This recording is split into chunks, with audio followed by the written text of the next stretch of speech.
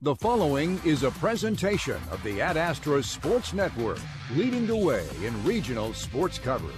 Your home for the McPherson Bullpups is 98.9 and 1540 KMCP. Find exclusive Bullpup content online at adastraradio.com, including schedules, stories, and game day audio. Just ahead on the Midway Motors Drive to the Game, we'll preview tonight's matchup. 98.9 and 1540 KMCP. The McPherson Bullpups play here. At Midway Motors, we are here for you for every mile of life. Whether you're shopping for a new or used vehicle or selling one, Midway Motors will buy your vehicle even if you're not in the market to buy one of ours. Just stop by one of our 5 locations and one of our appraisers will evaluate your vehicle and you can leave with a check the same day. It's fast and easy. Visit MidwayMotors.com for more information. Midway Motors, for every mile of life. 98.9 and 1540 KMCP. Well, a good Tuesday evening, and welcome into the McPherson High School Roundhouse for our coverage of McPherson Bullpup basketball. Today is a divisional opener and a rivalry as we get into week 3 of the high school basketball season as your Bullpups host the Buhler Crusaders. Thank you for tuning in to 98.9, 1540 KMCP at AstraRadio.com, the Ad Astra Radio app, and for watching our video live stream on our website at AstraRadio.com/TV. This is Lane Gillespie bringing you action here courtside at the media table here at the Roundhouse as we are ready for yet another chapter of the McPherson-Buhler rivalry. On the girls' side, the Bullpups are 1-2 and are coming off of 2 straight blowout losses. They defeated Dodge City on their home floor to start off the year, but that was 13 days ago. Now they go up a 1-2 on the year after a 68-19 letdown against Andover, who will be a 5A powerhouse this year. For the Crusaders, they're 2-1 and also coming off of a loss. They defeated McPherson on the road, Goddard at home, but are coming off of a home loss against Hutchinson, 41-33. On the boys' side, it's the exact opposite. The Bullpup boys are 2-1 and riding off of a win against Andover, 62-44 was the final score right here at the Roundhouse last Friday. Meanwhile, for Buhler, they're on a 2-game losing streak. They defeated McPherson in overtime to start off the year and then lost to Goddard by 6 and then by 16 against Hutchinson on Friday. So the Bullpup girls, the Buhler girls, and the Buhler boys are all looking to bounce back off of losses, while the Bullpup boys are looking to continue and start off yet another winning streak. These two teams met quite a few times before. If you combine the boys and the girls, they met a total of 5 times last year. We'll join Mark Heidebrecht right after this to give you the full history, and we'll preview more coming up next in the Midway Motors Drive to the Game. From the Midway Motors broadcast booth, you're listening to Bullpup Basketball on 98.9 and 1540 KMCP. More of the Midway Motors Drive to the Game coming up. Midway Motors in McPherson, Newton, Hutchinson, and Hillsborough for every mile of life. Your home for the McPherson Bullpups is 98.9 and 1540 KMCP.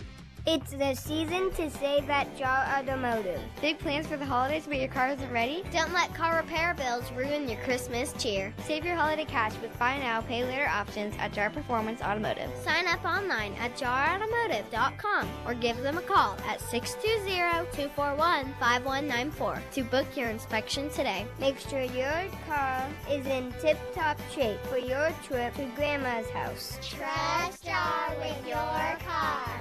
Whether you want a small home remodel or need repairs done or have a brand new build project in mind, Erickson Custom Building is your choice. All of us at Erickson Custom Building would like to thank our customers for 20 years of business and friendship. Brian and the crew at Erickson have spent those years developing excellent customer service and quality leadership for all types of projects, big or small, traditional or trendy. When your project is finished, it will reflect your vision for quality and follow-through that exceeds your expectations, not your budget. Call Erickson Custom Building or find us on the web at ericksoncustomBLDG.com.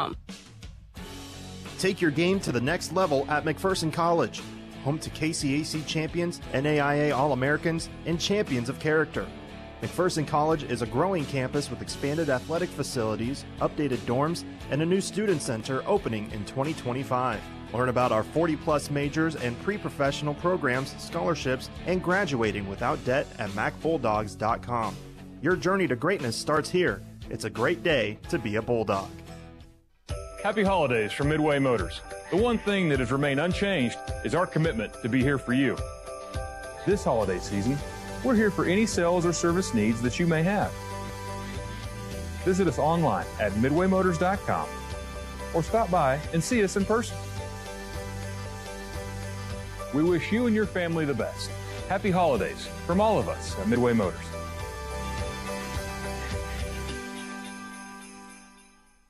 Welcome back into the Midway Motors Drive to the Game. It's the start of divisional play for the McPherson Bullpups, but also going against their big rival in the Buhler Crusaders. Time to give you the history between these two teams. We're joined now by Mark Heidebrecht, who is here to give us the history. Now, these two teams, of course, played twice last year. Well, the boys played them 3 times, and all 5 games combined, McPherson won. So that's right. Yeah, there hasn't been quite.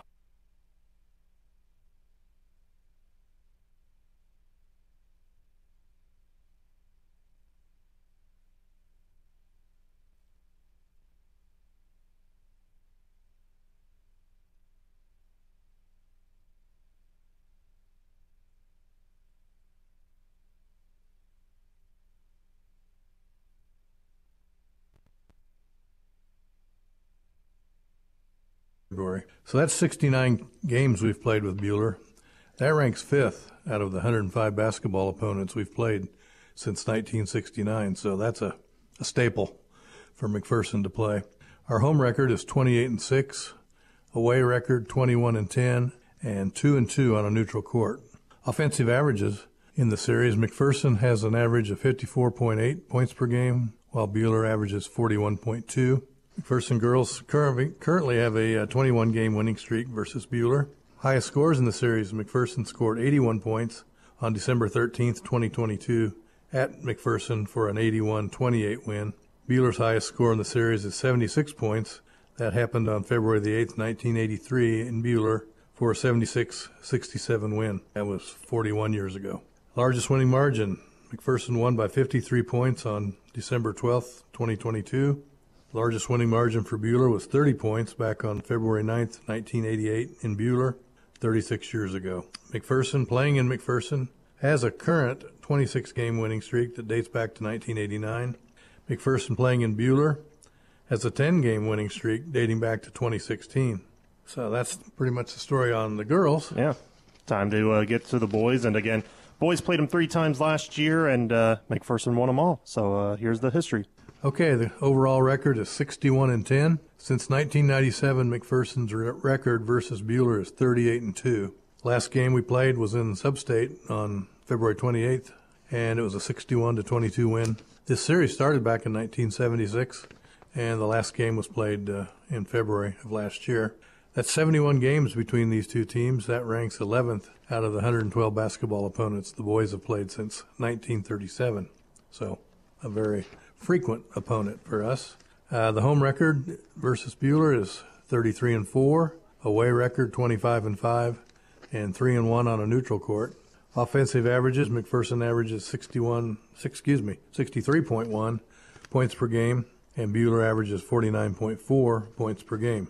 Average winning margin, McPherson wins by 17.1 points per game, and Buhler wins by 6.9 points per game. As far as high scores in the series, McPherson scored 96 points on January 17th, 1991, in McPherson for a 96-72 win. Buhler scored 74 points on February 13th, 1996, in Buhler for a 74-73 win. That was Mac's only loss of the year.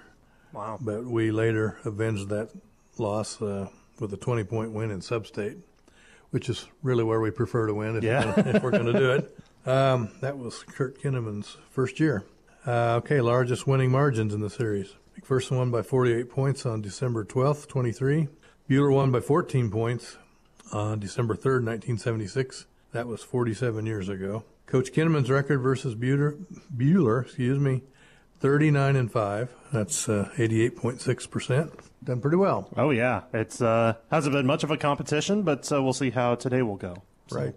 Mark, we really appreciate you taking the time. You're going to be very busy this weekend as there's a Circle in Bishop Miege. So we thank you for taking the time as always. My pleasure.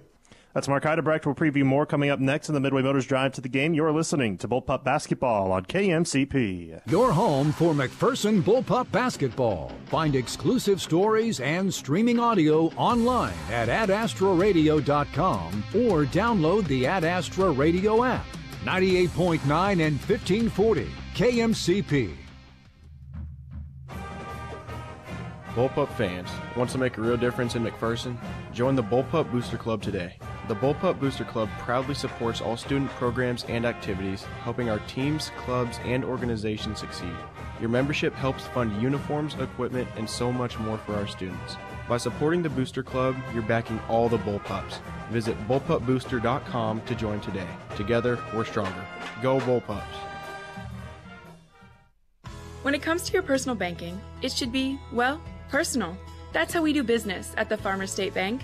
Farmers State Bank combines personal service with the modern convenience of advanced technology. Visit any one of our locations in Galva, Lindsborg, or McPherson and see how we take service. Very personal. Step back in time at Scooter's Coffee with a Grandma Nut Latte, a comforting creation inspired by the whimsical world of Candyland. Scooter's Coffee, amazing people, amazing drinks, amazingly fast. Scooter's Coffee in Hutchinson, McPherson, and Salina. Need secure storage for your RV or boat? Check out the brand new Countryside RV, Boat, and Self-Storage in McPherson. Located on 16th Avenue near Crable's Meats. We offer 15 by 50 fully enclosed storage units and covered outdoor storage. Call or text today at 620-755-6586. Countryside RV, Boat, and Self-Storage. Your storage solution. That's 755-6586. I'm Jared. Since 1948, we at Krupp Lumber in Heston have been helping customers choose the perfect lumber, find the right tools, and improve homes every step of the way. We offer a wide selection of top-quality windows and doors like Marvin and Anderson and R.D. Henry & Company cabinets to make your home stand the test of time. Not only do we offer paints and lawn and garden supplies, but we can build floor and roof trusses in-house and can help you design your own. Ask about our in-state delivery. Krupp Lumber. Service is our specialty. 98.9 and 1540 KMCP. Welcome back to the McPherson Roundhouse, and welcome back to the Midway Motors Drive to the Game as McPherson starts off divisional play against Buhler here at home. Time now for the game plan, brought to you by Erickson Custom Building. For new construction and remodeling, go online to ericksoncustombldg.com. It's limit the turnovers for both of these teams. McPherson so far on the year averages, let me see if I can find the right number, and also it could be a good time for a pause for dramatic effect. 30.6 turnovers per game, 30.6. But Coach Kinnaman said after the Andover game, the team saw quite a bit of improvement because they had a season-low 25 turnovers. Now, 25, still not the best number, but when you compare it to the struggle bus that they rode against Dodge City and Derby, it is certainly an improvement. But the other thing is going to have to be find a way to get open shots and definitely shoot the ball a lot more efficiently.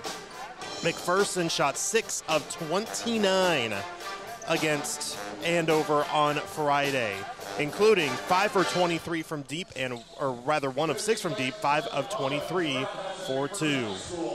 For Buhler, it's the same way. They do average less than that, 18 turnovers per game. Shooting-wise, they're usually pretty well, about 32%, but they would love to get that one a lot higher.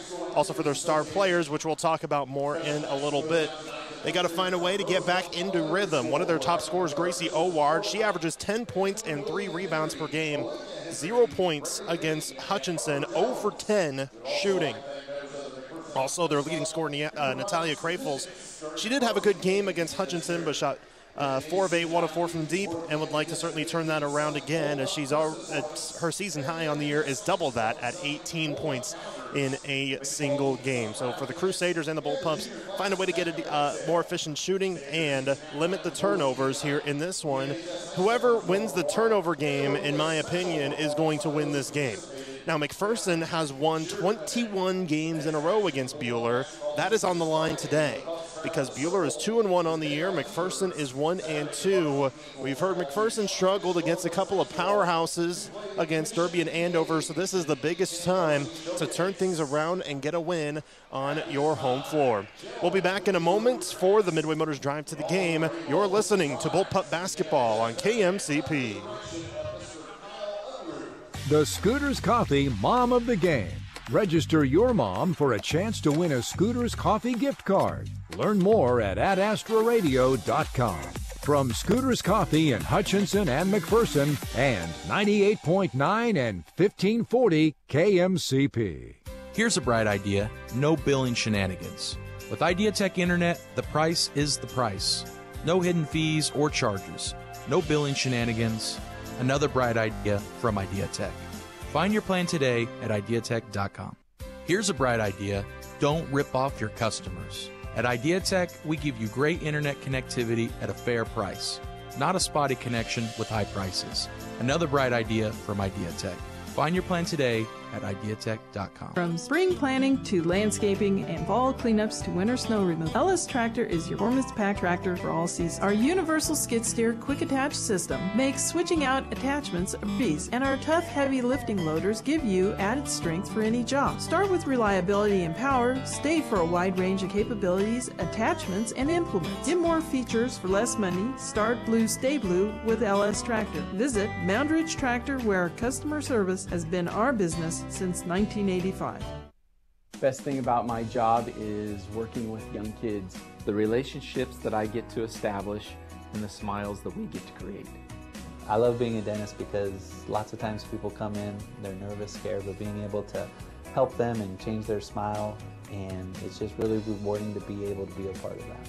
We'd love to see you at any of our locations. Big smiles and little places. McPherson Dental in Buhler, Inman, Hillsborough, McPherson, and Lyons, providing healthy smiles with a gentle touch. Blue Stem Pace, with locations in McPherson and Hutchinson, is taking referrals now. At Blue Stem Pace, a program of all-inclusive care for the elderly, people age 55 and better with complex medical issues can take advantage of services to better manage medical issues and have opportunities for social activities, prepared meals, and more. Don't face your health challenges alone. Blue Stem Pace is ready to help seniors live well at home.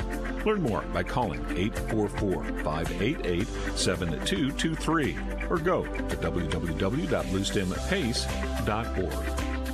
98.9 and 1540 KMCP. As the fight song plays and the teams make their way onto the court, we welcome you back to the McPherson Roundhouse here for our coverage of Bullpup basketball as the Bullpups take on the Buhler Crusaders in a rivalry and to start off Ark Valley Chisholm Trail 3 Divisional 3 play. Now, this McPherson team has had league dominance in its history, especially recently. 17 straight league titles under their belt. 94 straight regular season league wins. There's a lot of streaks on the line today. Their last loss was against Buhler. That was back on January 14th, 2015, where Buhler defeated McPherson 47-43.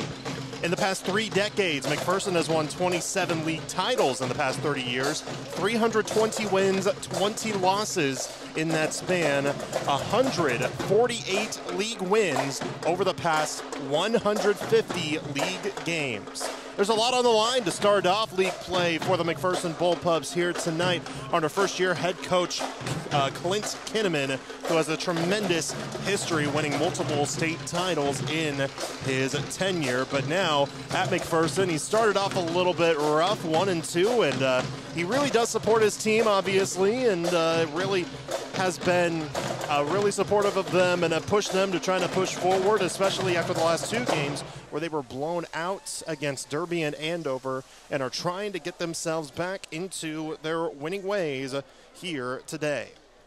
Certainly going to be a fun one between McPherson and Buhler, especially on the girls' side. This one may be a little bit closer than what we're usually accustomed to. Now, McPherson was 2-0 against Buhler last year. On December 13th of 2023, McPherson won 81-28 at Buhler. And then back here at home, McPherson won a little bit closer, 49-31, but McPherson has done a pretty good job against this Buhler team in its history. So, lots to look forward to for both of these teams, especially for the McPherson Bullpups looking to turn things around against a couple of struggling games. I'll give you the starting lineups in just a moment for both of these teams.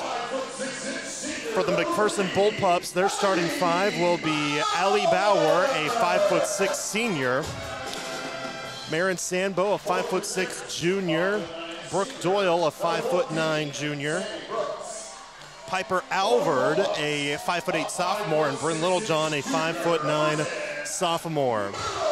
The starting lineups for the Buhler Crusaders, they are being announced as we see them. Trying to see all the starters. It's kind of hard to see all of them with the Buhler cheerleaders right in front of them. They're wearing contrasting uniforms than what the Buhler players are wearing, as the cheerleaders are wearing primarily white, but the Crusader players are wearing primarily black. I think that's mostly because the McPherson cheerleaders are wearing their black because it is blackout day for McPherson High School, like it always is, going up against their rival.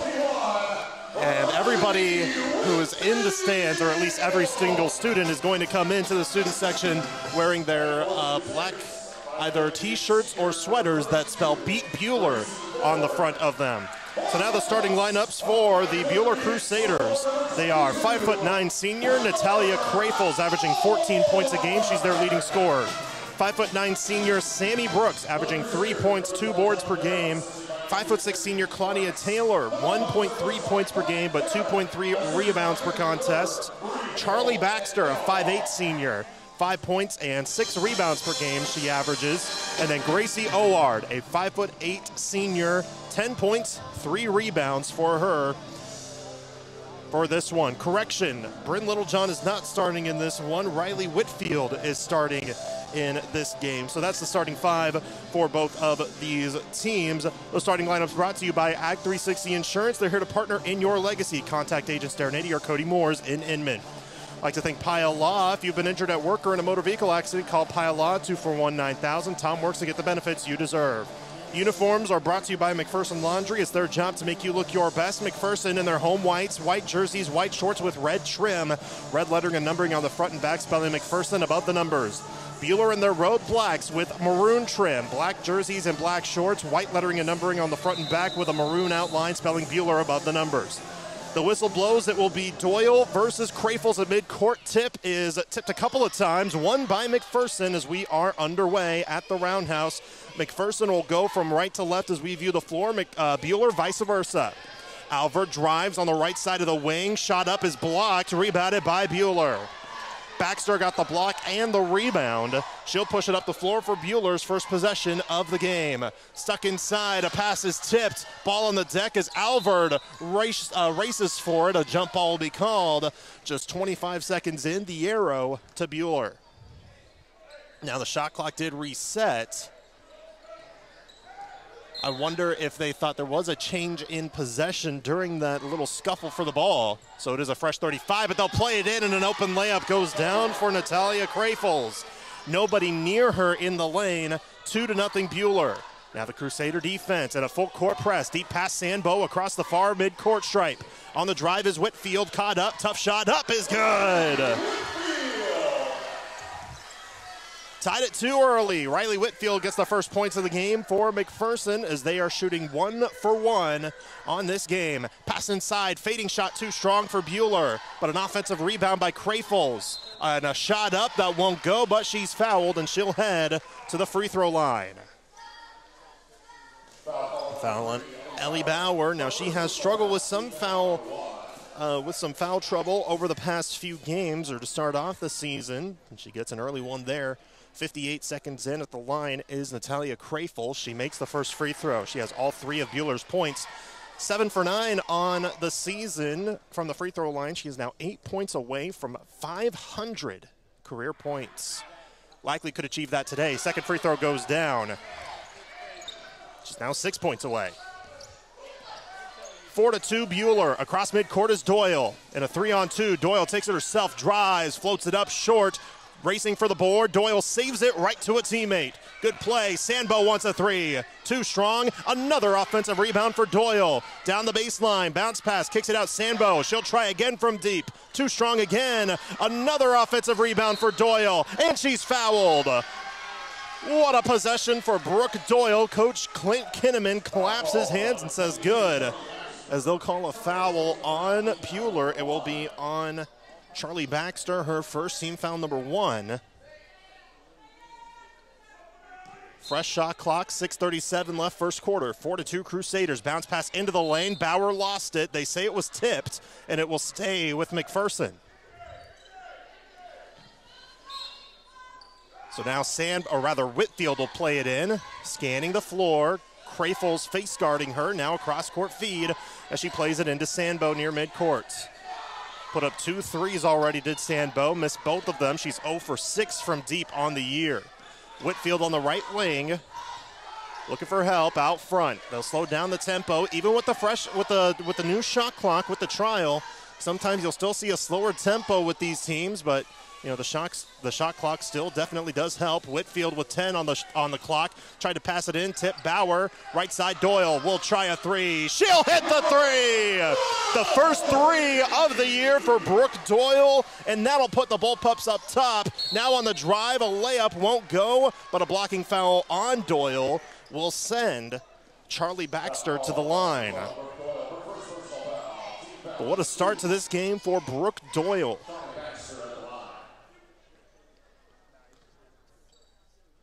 Now Charlie Baxter is at the line for 2, 5 of 12 on the year, make it 6 of 13. First one goes down. First Crusader point by anybody not named Natalia Crafels. So we'll see Ella Voss come in for the first time. We'll also see Bryn Littlejohn come in for McPherson. Second free throw is good. 6-5, Buhler leads. Buhler struggled at the free throw line against Hutchinson. They finished 3 of 10. They went 0 for 7 in the first half. Right here already, they're 4 for 4. Littlejohn was bumped, somehow gave it up to Bauer on the near side. Cross-court skip pass. Littlejohn in the corner, short on a three. Ball tipped by Buhler. Out of bounds will stay with McPherson.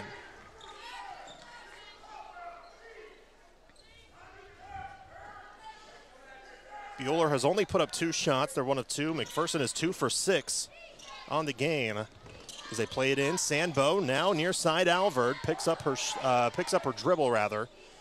Whitfield looking for Alvord. She'll control the point. She kind of struggled in shoot around, but sometimes that means you'll do good in a game as she drives, but had her shot blocked by Voss, who also gets the rebound. Poke loose by Whitfield. Alvord with the steal. Sandbo inside. Layup is good. Terrific feed from Piper Alvord to put the Pups back up front by 1. Bounce pass skipped right to Ellie Bauer. McPherson to push. They have the numbers, but a bad pass and intercepted by Oward. Here comes Buhler the other way. Voss will float. Miss, but a foul. Ella Voss will go to the line, the 5'6" sophomore. And this one's on Piper Alvord, her first team foul number 3 for the Bullpups already. All 3 fouls on different players. Brooke Doyle will head back to the scorer's table. First free throw for Voss is short. She came in just 1 for 2 on the season. So Doyle comes back in. Piper Alvord will sit out. We'll also see Jensen Alexander come in for the first time today for Ellie Bauer. Tori Tustian, if I'm saying that right, comes in for Buhler for the first time. She's a 5'5" sophomore, sporting number 2. Voss's second free throw is good. 1 for 2 at the stripe, as Claudia Taylor, a 5'6" senior, will check in for the Crusaders. Deadlocked at 7 here early between the McPherson Bullpups and the Buhler Crusaders in this girls basketball game. If you're just joining us, division opener for both of these teams. Sambo with a high pass. Littlejohn kick out. Alexander wide open. Trey short. A fight for the rebound as it was bounced a couple of times on the court before picked up by Buhler. Crafels the other way, their leading scorer on the year, 14 points per contest. Now on the left wing is Oward, who went 0 for 10 against Hutchinson on Friday, and she is a key figure for this Crusader squad. driving all the way. Sewell gives it up, and a shot up good by Gracie Oward.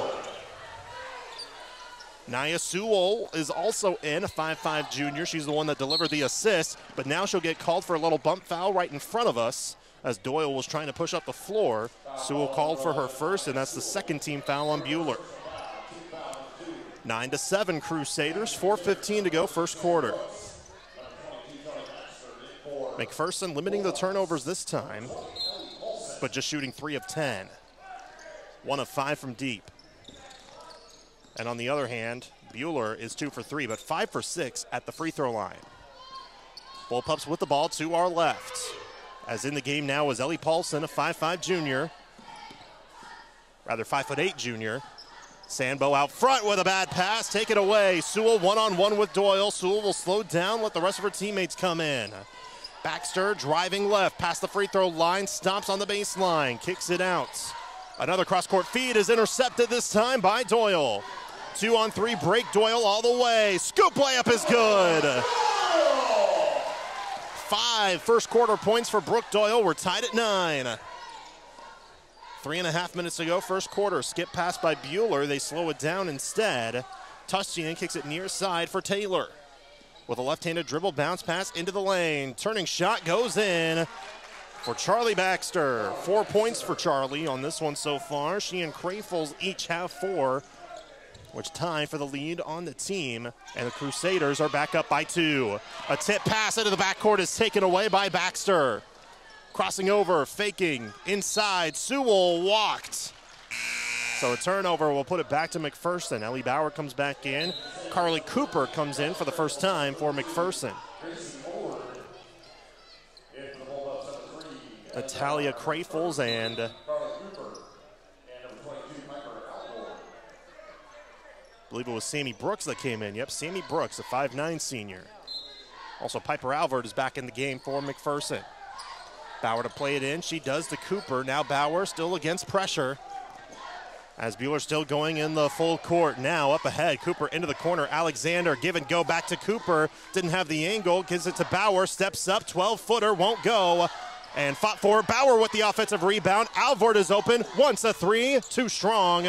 And another offensive rebound. Alexander inside. Doyle reverse layup. Won't crawl in. Rebounded by Buhler. Good effort that time. Now here's a home run ball. All the way. They can't save it. Just too far of a pass as it goes past Crayfles before trying to save it before it went out of bounds.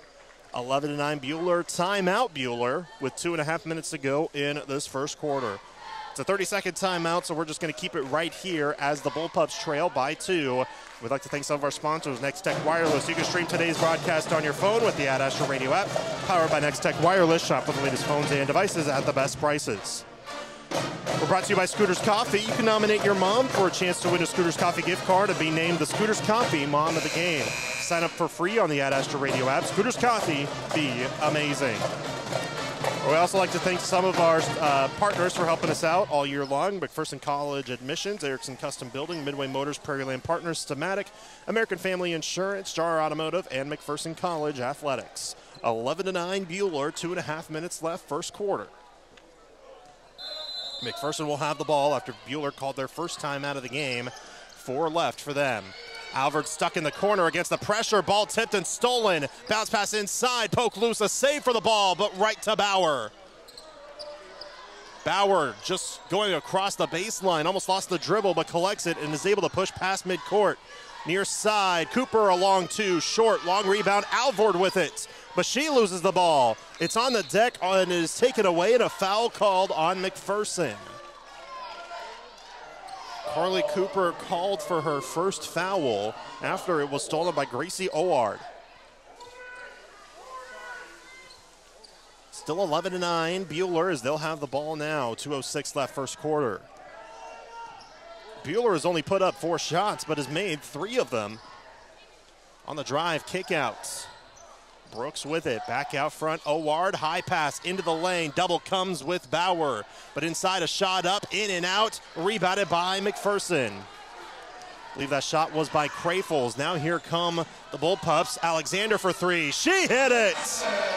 Jensen Alexander from downtown, her first points of the game. her third three of the year. Pass inside, out of bounds. Was it tipped? No, it's back to McPherson. Bullpups have a 12-11 lead, 93 seconds left first quarter. McPherson to play it in, still against full court pressure. Coach Kinnaman tells everyone to push now as it's up ahead to Doyle across midcourt. Doyle with a left-handed dribble, tried to bounce it in, hit off of the foot of a Crusader, no whistle, and now a travel called because Baxter dove to the floor and rolled onto her back with the ball. So it works either way. And McPherson will get it back as Alvord will play it in with a fresh shot clock. She does to Bauer. Piper Alvord with it, driving now, lost the handle, almost stolen. A fight for the ball, no, a foul called on McPherson. I think on Brooke Doyle, which would be her second, and that would be a key loss. If it is, it looks like it is. Sure is. That's also team foul number 5, so free throws coming for Buhler. At the line will be Tori Tushtian. She was almost perfect in their game against Hutchinson. 4 for 4 shooting, but 0 for 1 at the free throw line. This one hits the right part of the rim, backboard, then rattles in. First free throw is good. Her first point of the game as Bryn Littlejohn comes back in for McPherson. So does Marin Sambo. Second free throw is good as well. 2 for 2 at the stripe is Tushtian. 13-12, Buhler takes the lead. 1:05 to go first quarter. Bauer crosses, drives, had it poke loose and stolen again. But now the ball is poked loose. They just keep it in bounds. Tiptoeing down the baseline was Tushtian. Almost walked into the corner. Sewell for 3, misses. Ball tapped back, Whitfield on the chase. Tried to get the ball, it's still in the backcourt. Buhler comes up with it. 2 clocks now separated as we'll have another timeout called by Buhler. Their second timeout called already of this game with 43.4 seconds to go in this first quarter. Shot clock is at 26 and we will take this timeout with them. We're back here at the Roundhouse in 30 seconds for our coverage of McPherson High School basketball. From the Midway Motors broadcast booth, you're listening to Bullpup Basketball on KMCP.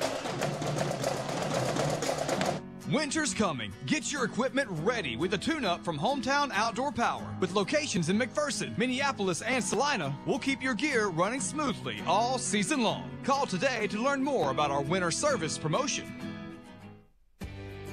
Need reliable electrical work? Call Head Electric in McPherson. We are locally family-owned and committed to providing quality electrical services. Give us a call at 620-241-3757 or visit headelectricinc.com. 98.9 and 1540 KMCP. Welcome back to the Roundhouse. Buhler leads McPherson 13-12 with 43.4 seconds to go in this first quarter of the girls' game.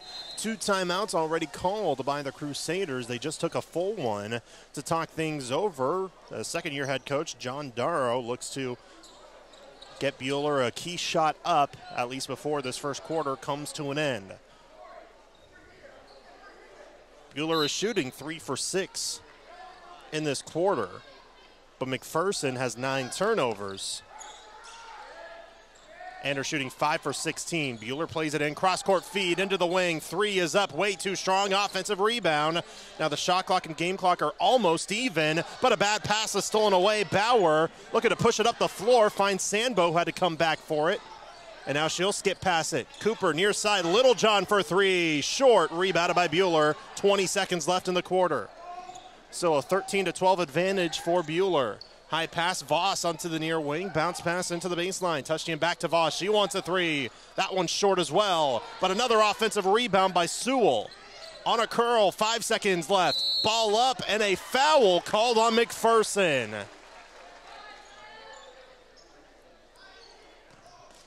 They say that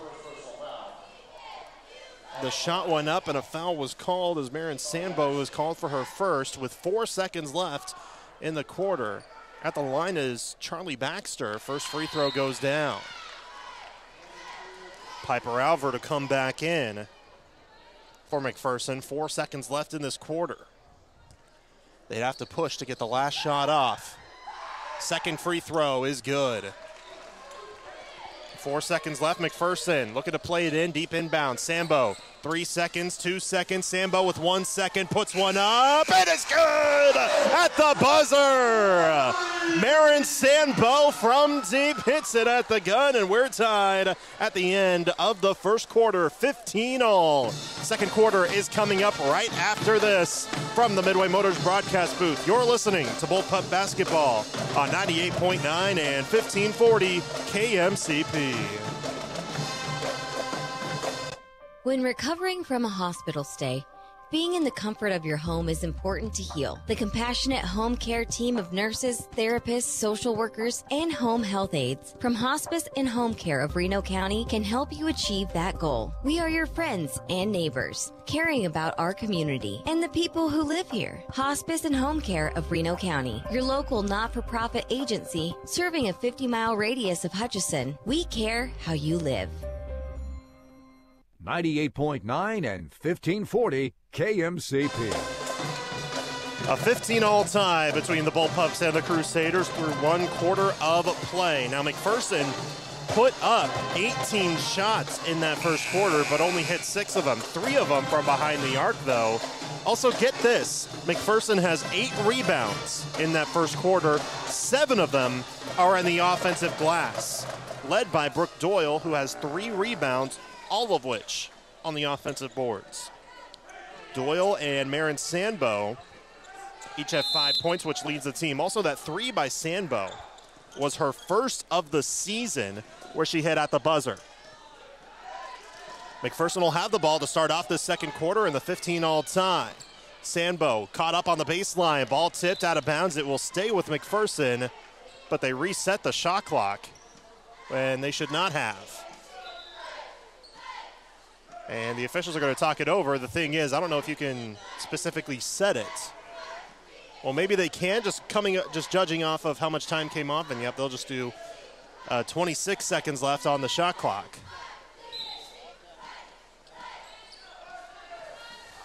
So McPherson will play it in with 26. Sambo poke loose, but Whitfield takes it right back. Backdoor feed into Bauer, double team, and a tie-up is called before Bauer hit the deck. Jump ball, the arrow to Buhler. So that one goes down as a turnover for McPherson, which is their 10th. Buhler will have it back. Still tied on the left wing, Tushtian.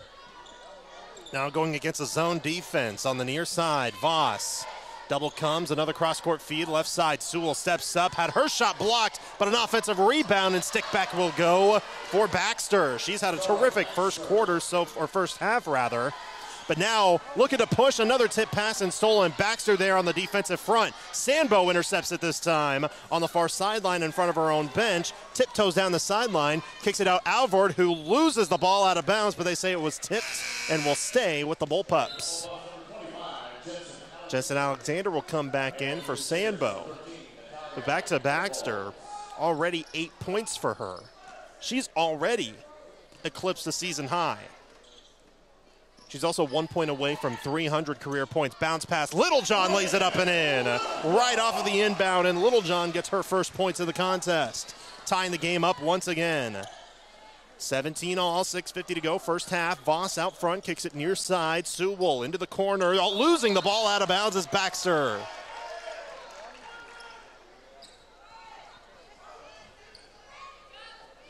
That was a tough angle for Buhler to keep that one inbound, so now McPherson will look to get the lead right back here in this first half. We're tied at 17 here at the Roundhouse. 6:35 left in the first half. Bauer out front on a curl, handoff to Alvord. Alvord falls down, kick out near side. Whitfield floats one up, had her shot blocked again, rebounded by Buhler. Boy, a lot of great defense by this Crusader squad so far. Out front, losing the ball was Crayfels, but she collects it just about 5 feet away from midcourt. Kick out left side, Sewell. Voss had it taken away by Whitfield. One-on-one break, Whitfield versus Voss. Whitfield fakes and gets bumped. A foul's going to be called before she could even put a shot up. But McPherson will play it in with a fresh shot clock, as they'll call the foul on Ella Voss. Carly Cooper comes back in for Piper Alvord. Boss's first, team foul number 1. Just the third foul called on them in this game. McPherson has had 6, which has been tough because Brooke Doyle's on the bench with 2 fouls. McPherson with the ball. Cooper out front, handoff. Alexander almost walked with it. But now they'll slow things down near midcourt, just near the new Bullpup logo that was recently added to this court, as they'll call a play. Alexander gets bumped, no whistle. Out front, Cooper, shot clock down to 10. Waving people around as she goes back and forth at the top of the key. Alexander near corner, 5 on the shot clock, down to 4, down to 3. Whitfield drives, has to put one up. It's taken away. Good defense by Nia Sewell. She'll look to go coast to coast all the way. Down goes Bauer, but they'll call a blocking foul on Bauer.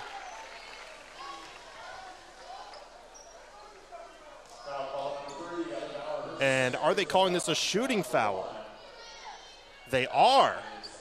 Wow, it didn't look like, well, I know Sewell was trying to go up for a shot, but didn't really have full control. And Sewell's at the line for 2. First free throw's good. And Coach Kinnaman having a word with an official because he wants there to be a call on the other end. Saying, hey, call it on both ends. Piper Alvord comes back in for McPherson. 18-17 Buhler, 5:22 to go, second quarter. Can Sewell make it a 2-point lead? Yes, but it's good, but a foul's called on McPherson. So Buhler's going to get the ball back.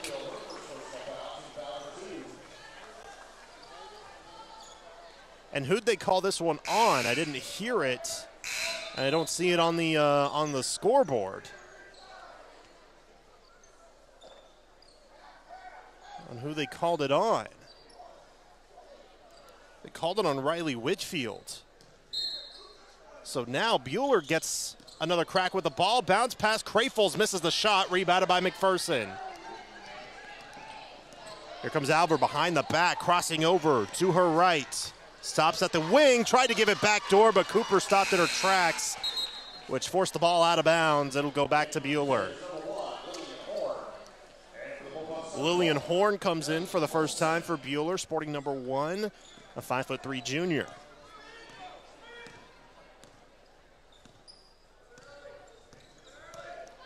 Buhler with the ball on the left side, pass into the paint, almost poked loose by Ellie Paulson, who just checked back in. Ball on the deck, Alvord fought for it, but Buhler gets it back.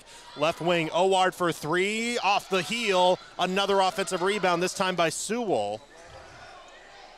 So Buhler gets a fresh shot clock, and we'll have a whistle and 3 seconds called on Buhler. 3 seconds in the lane, that's a turnover. McPherson still down by 2, 19-17. 4:45 to go, first half. Whitfield across midcourt, near side. With a right-handed waist-high dribble, near side for Alexander. Pump fakes out front, Alvord. Face guarded out front by Horn. Alvord looking to get past her. Horn pokes it loose, a dive for the ball, a jump ball called. The arrow keeps it with McPherson. With the shot clock at 17. Marin Sambo will check in for McPherson. Also Sammy Brooks and Tori Tushchin are back in.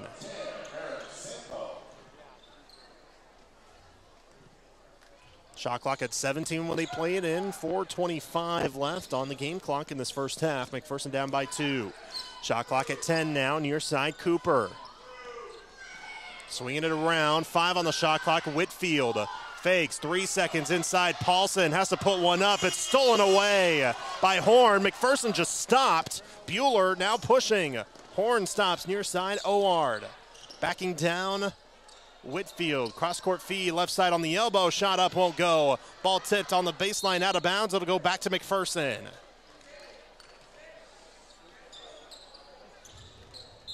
The defense has just been absolutely incredible for Buhler. We'll have a timeout called. Or no, we have a bench warning, my apologies. Bench warning on Clint Kinnaman. So now McPherson will play it in. Thought it was a timeout for a second. It was not. Sambo loses the ball, stolen again. That's their 12th steal. Oward in the paint, turns, shoots, and scores. Timeout, McPherson. The stifling Buhler defense continuing on as they have 12 steals on the game and have forced 14 McPherson turnovers. As Buhler now leads 21-17, 3:43 to go in this second quarter.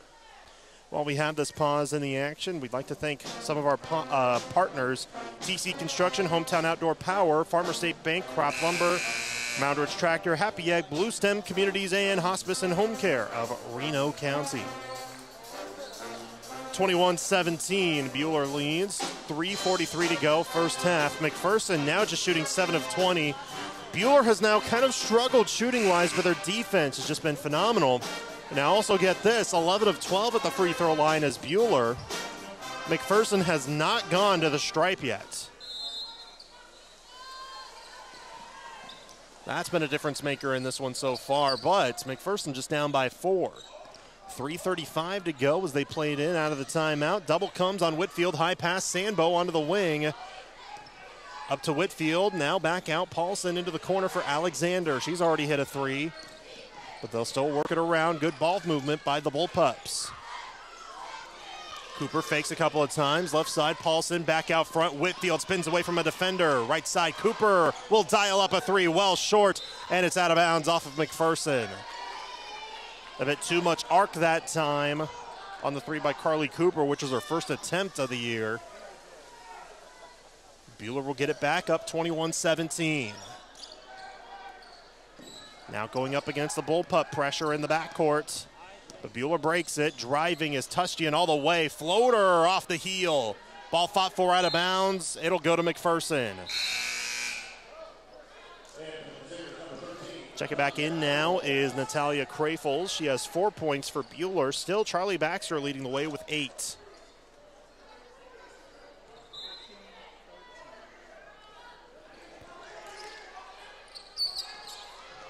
McPherson plays it in near the baseline. Pressure kind of came off. Now Whitfield still in the backcourt. Had to bounce it up against a double team. She did so successfully. Sambo near side, back out front for Whitfield. McPherson still moving the ball well, but a pass inside is stolen again. Up ahead of the floor, a carry with the ball on Oward, or a travel is what's going to be the call officially. So a turnover as Ellie Bauer and Bryn Littlejohn come back in for McPherson.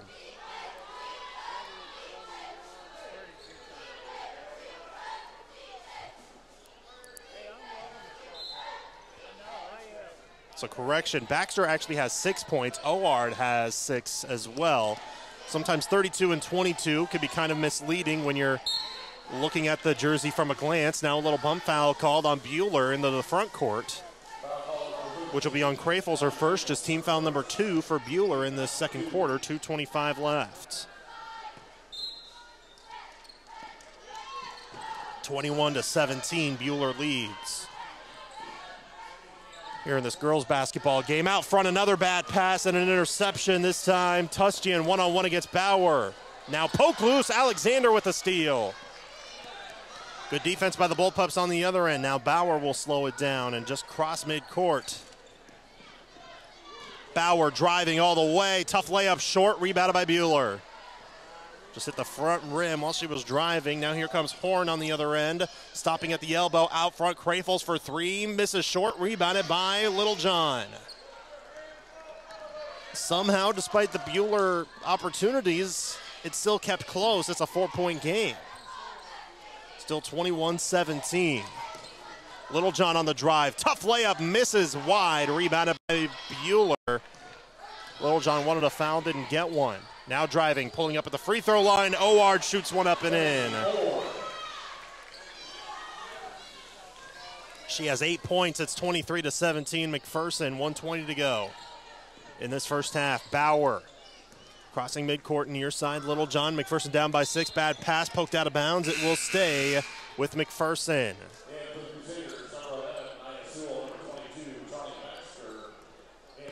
Nia Sewell and Charlie Baxter are back in for Buhler. 25 on the shot clock when McPherson plays it in. 1:12 on the game clock here in the second quarter. Bauer plays it in right in front of her. Piper Alvord in between the rings. Alvord spinning around, looking for help, finds Bauer, who almost walked with it. As 1 minute is left here in the second quarter. Littlejohn driving, left-hand layup is good. Back to Ford, 23-19, Buhler. 50 seconds left, 2 clock separated by 17.5 seconds. Sewell gets held up defensively. Back inside, Krafels, good defense. But now the ball's on the deck, a fight for it. Jump ball, possession keeps it to Buhler. Game clock at 38.1, shot clock at 20 here in the second quarter.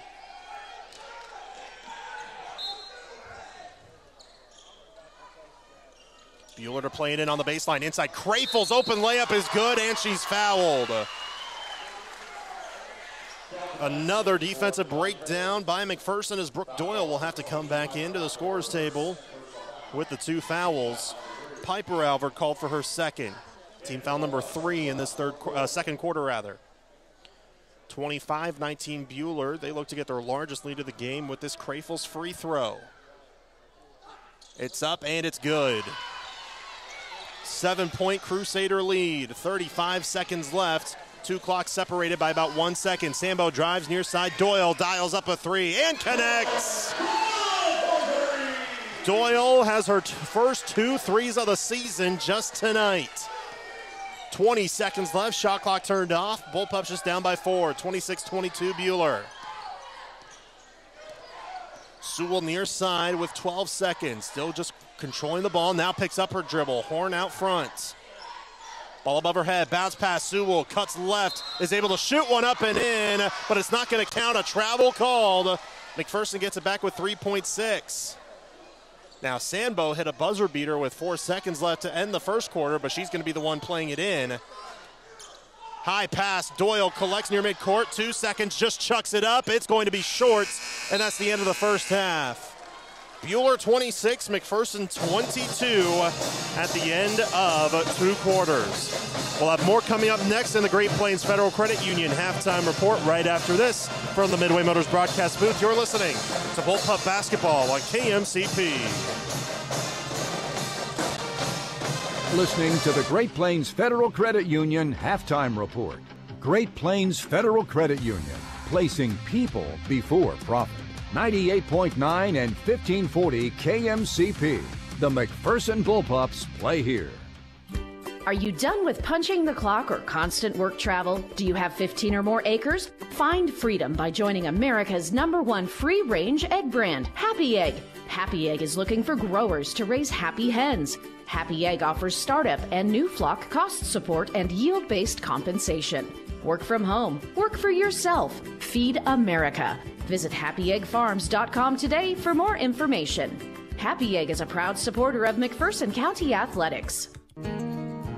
Hi, I'm Carly Sutton with First Bank Kansas. Are you ready to transform your home and life? Unlock the potential of your home with a home equity line of credit from your trusted partners at First Bank Kansas. Whether it's renovating your space, planning the vacation of a lifetime, or simply freeing up your budget, our flexible options empower you to make it happen. Your dreams, your way. Contact us today and discover the possibilities. First Bank Kansas, your key to unlocking a world of possibilities. Member FDIC, Equal Housing Lender.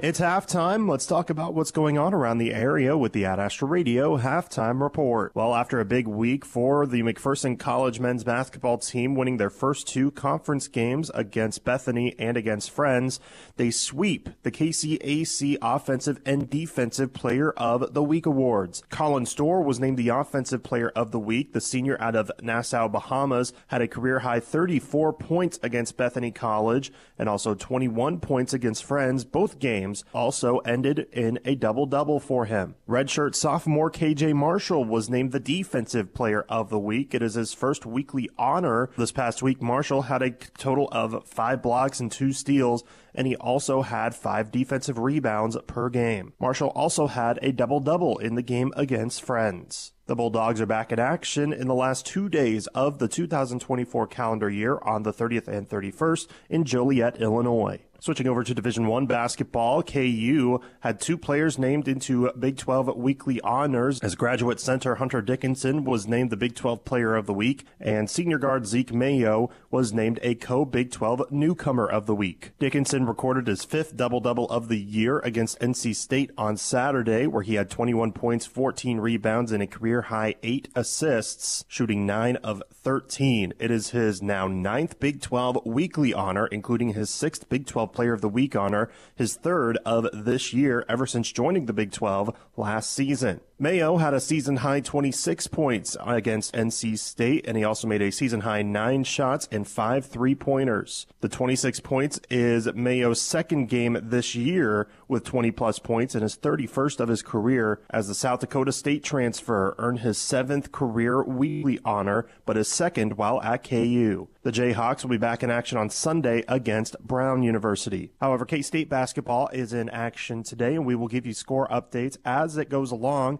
with the game tipping off at 7 o'clock against Drake at the T-Mobile Center in Kansas City for the Wildcat Classic. Finally, tomorrow is a big day for junior college football, because not only is tomorrow the national championship, but it's also a big day for the state of Kansas, as representing the Sunflower State is Hutchinson Community College, as they will face Iowa Western down at Bain Schaefer Buffalo Stadium in Canyon, Texas, for a chance to take home some hardware. The game will be broadcast nationally on ESPNU, as kickoff of the game will be at 7:30 tomorrow night. That's your halftime report. More basketball coverage is coming up right after this. For over 80 years, Farm Bureau Financial Services has served the unique needs of the ag industry. We get to know you and your operation, providing coverage for your farm, ranch, machinery, crops, livestock, and so much more. Find out why we've been the #1 ag insurer for 25 years. It's your future. Let's protect it. Call Farm Bureau agent Luke Bauer in McPherson at 620-241-0225. #1 ag insurer across our territory. 1996 to 2021 SNL P&C Group Direct Written Premium. If you can't remember the last time you reviewed your insurance, you're not alone. Alliance Agency Inc. and Buckeye Insurance Group work together to make sure you are properly covered. Call the friendly, knowledgeable staff of Alliance Agency Inc. at 620-421-0213. They'll provide service that exceeds expectations and coverage that meets your needs. Buckeye Insurance Group and Alliance Agency Inc. Working together to protect you. 98.9 and 1540 KMCP. Welcome back into the Great Plains Federal Credit Union halftime report as the Bullpups trail 26-22 over Buhler at halftime in the girls basketball game. Now, McPherson has had its ups and downs shooting in the first half as they finished off the first half shooting 34% at 9 of 26, while allowing Buhler to shoot 7 of 18 on the game. But Buhler shooting 0 for 5 from deep, but they are 12 for 13 at the free throw line.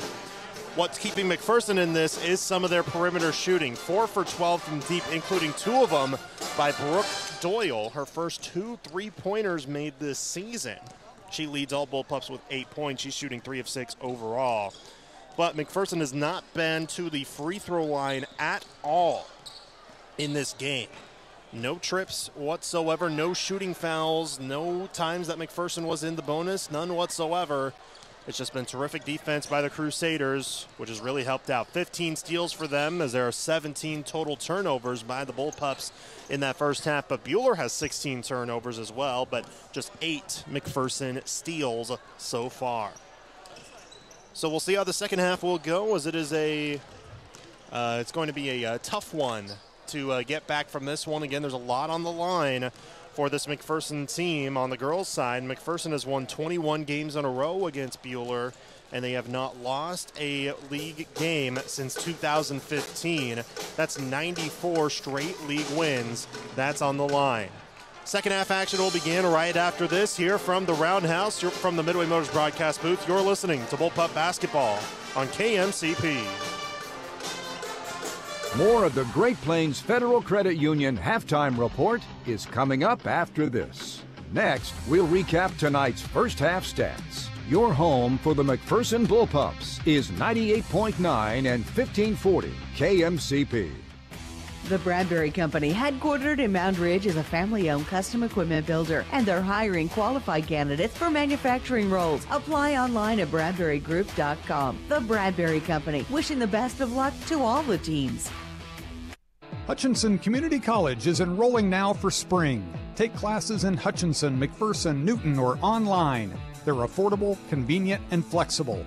Call 888-GO-HUTCH or email admissions@hutchcc.edu today. Are you tired of your dusty or muddy driveway? APAC Kansas Shears Division is here to help. This is Derek Fees. Call us and ask us about our asphalt millings. If you are a do-it-yourselfer, arrange for pickup or delivery at your convenience. Call APAC today at 620-662-2112. Hello, I'm Gloria Schrader, a proud McPherson parent and grandparent who believes that teamwork is key to reaching our goals. Working in the claims department at Farmers Alliance, I love seeing our company unite to support our policyholders through tough times.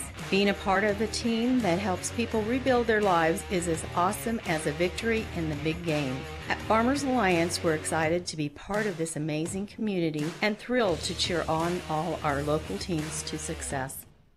Hi, this is Lucas Raleigh with Raleigh Insurance. If you're thinking about shopping your business's insurance, let us do the shopping for you with our newly expanded markets and carriers. As an independent agency, we've been working with large commercial accounts to small family businesses across Kansas for over 50 years. Check out RaleighInsurance.biz, see me in Little River, or stop by Raleigh Insurance in Inman or Lyons today. Since 1965, your choice for home, auto, farm, and commercial insurance. Raleigh Insurance. Get your free quote today. 98.9 and 1540 KMCP. Second half just nearly underway as the Bullpup girls trail 26-22 at the end of one. Again, a lot on the line as McPherson is on a 94-game league win streak in the regular season, I should add. Because they've had some postseason losses against league opponents, but in the regular season they have 94 straight wins as McPherson is trying to push forward and get themselves back into position to get another win and not fall to 1-3, more importantly, on this one. But now they trail by 4 against Buhler going into this second half. And it will be, I believe, McPherson. Yeah, it will be McPherson who will have the ball to start off this second half here in this one. Should be a fun one. It's been a fun first half so far. Don't forget, we'll have coverage of the boys' game 20 minutes after the conclusion of the girls' game, but you'll want to stick around for the Bullpup Locker Room show and the drive to the game for the boys' game. But first things first, close things off right here. 26-22, McPherson trails. 16 minutes down, 16 to go. They play it into the backcourt. Ellie Bauer with it as McPherson will start off the second half with the ball. Bauer on a give and go, gives it up. Near side, Whitfield back to Bauer, into the wing, wants a three. That's well short. A fight for the rebound, everybody on the floor. Jump ball, the arrow to Buhler. You like the effort, though, to start it off. And Bauer, she's kind of struggled from deep shooting-wise. We know the lid's going to come off at some point, but it's a matter of when. She's now 0 for 5 from deep on the year and 2 of 10 shooting overall this season. Buhler with it near the free throw line. Oward on the right wing, backing down Bauer. Kick out long 2, rolls home for Brooks. It's her first points of the game, as now McPherson's back down by 6. Buhler's largest lead was 7 before McPherson cut it down. Now a little reach-in foul is called on Claudia Taylor, which will be her first.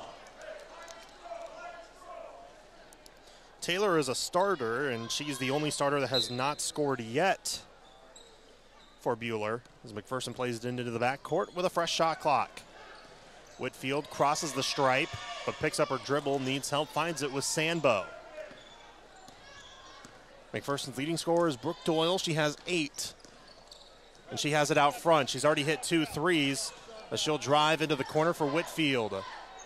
Steps up in the corner, backdoor feed into Doyle. Another extra pass is tipped, and it's stolen. And Doyle is going to be called for a foul for tripping, which is going to be Doyle's 3rd. And that's not good news if you're McPherson. Doyle's been the best scorer not just today but all season. 11 points per contest for her, also 6 rebounds. But now she has 3 fouls, but they're keeping her in as we speak.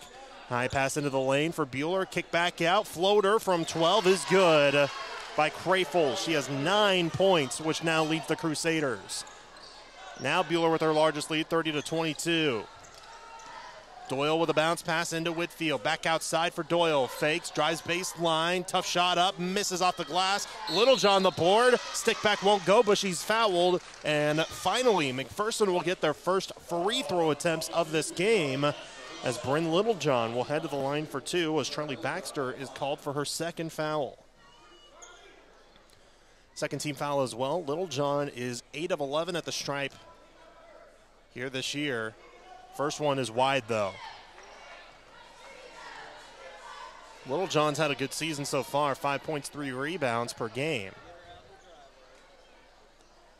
Her best game was against Derby when she had 12 points, but only scored 1 point against Andover. Already 4 today. Make it 5. Second free throw is good. 1 for 2 at the stripe is Bryn Littlejohn. 30-23 Buhler. 6:20 to go, third quarter. Controlling the ball is Oward, the 5'8" senior, who has 8 points. Really bouncing back after struggling against Hutchinson. High pass into the lane, a collection, top shot up, won't go, but a foul. Natalia Crayfels will go to the line for 2, as the foul is on Ellie Bauer. That's her third, or rather Piper. It is on Ellie Bauer, my apologies. That is her third. I almost said it was on Piper Alvord and said, nope, it is on Bauer. First free throw is good for Crayfels. First Crusader in double digits. Well away from her season high, though. Season high is 18. Second free throw, short, rebounded by Doyle.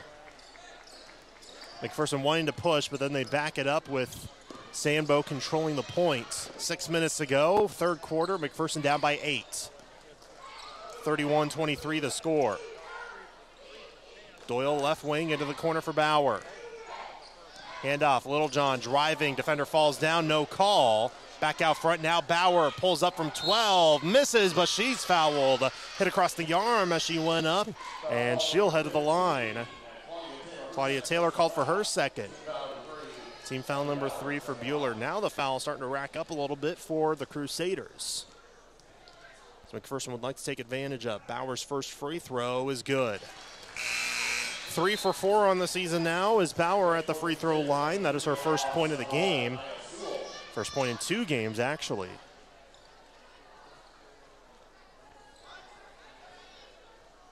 And she'll get 1 more. Nia Sewell comes back in for Buhler. 5:41 to go, third quarter. Second free throw good. Piper Alvord will come back in now for Bauer. 31-25 Buhler. After those 2 free throws. Controlling the point is Ella Voss, wearing a mask.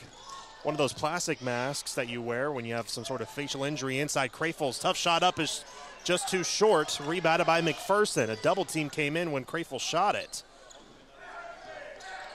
Sambo crosses midcourt on the far side. Now Doyle had Whitfield, but did not see her. Now cross-court feed. Alvord in the corner. She'll dial up a 3. Well short. Rebounded by Buhler.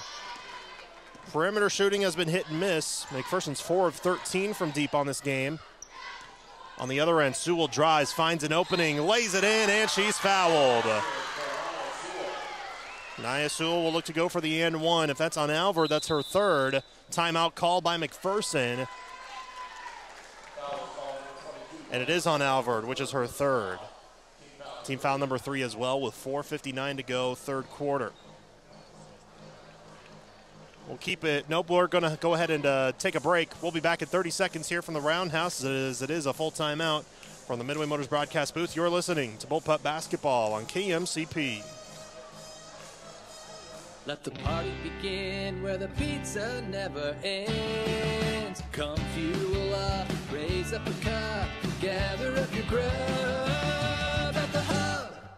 Hey, it's Sammy, inviting y'all to join us in Mound Ridge. We have the station, coffee and bakery for all your ice cream, Lotus, and coffee fixes. Enjoy one of our world-famous brick oven pizzas while sharing an appetizer. We are your one-stop shop for your friends and family to gather. Get your grub at the Hub. 98.9 and 1540 KMCP. 4:59 to go, third quarter, and the Bullpups now trail 33-25 over the Buhler Crusaders. Before the break, Nia Sewell hit a layup and was fouled. She'll have one free throw after this timeout, which was called by Clint Kinnaman. Both teams now with 3 timeouts remaining in this ball game. Stream today's broadcast on your phone with the Ad Astra Radio app powered by Next Tech Wireless. Shop the latest phones and devices at the best prices. Sewell at the line, looking for the and one. She's already 2 for 2 with the stripe. But she misses that one. Long rebound will go to Sandbo, and it'll stay an 8-point Buhler lead. 4:55 to go, third quarter. Alvord across midcourt, bounce past Little John, driving baseline, has to kick it out as she was defended well. McPherson needing a big shot right here, down 33-25. Whitfield picks up her dribble near midcourt. Alvord with the shot clock at 10, near side behind the back. Backing down her defender on the drive, lays it up and in. Alvord finally gets her first points of the game to bring it to within 6. On the other end, Oard caught up. Voss, catch and shoot 3. Short, rebounded by Whitfield. It was tipped by Sambo. Now a tip pass. Ball on the deck. A race for it. Whitfield has it. And now a defender comes in, and we're going to have a foul called on Buhler. So that bails McPherson out. They had just 1 second to spare. So now McPherson will have a fresh shot clock. 4th team foul. Next one puts McPherson in the bonus. Sambo across midcourt. McPherson down 33-27. On a curl is Doyle inside. Defender comes in and we'll have a foul called, which will put Brooke Doyle at the line. As that one is also on Sewell. Back-to-back foul. She has 3 on the game. And with the Bullpups in the bonus, Brooke Doyle is at the stripe. Her first trip today, 8 for 14 on the year. She has 8 points, which leads the Bullpups, including shooting 2 of 3 from downtown. First free throw's good. 9 points for Brooke. Check it back in as Natalia Krafels. And now Ellie Bauer will come back in for McPherson, even though she has 3 fouls. Marin Sandbo will head to the bench.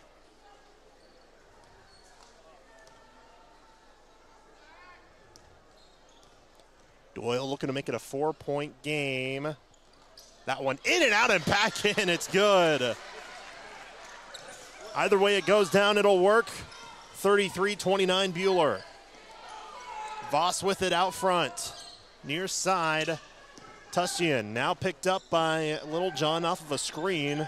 Now Buhler has it in the corner, far side. Krafels into the corner. Tustian, defense working well, but now Tustian gets past. Now near side, long 2. Oward misses. Ball rebounded by Buhler. Shot clock didn't reset. Now it did. Doesn't matter. Shot up good by Krafels.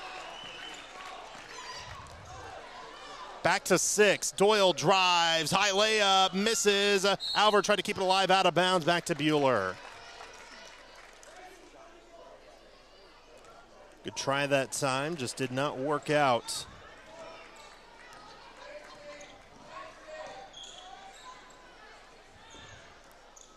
As now we have a whistle and a foul.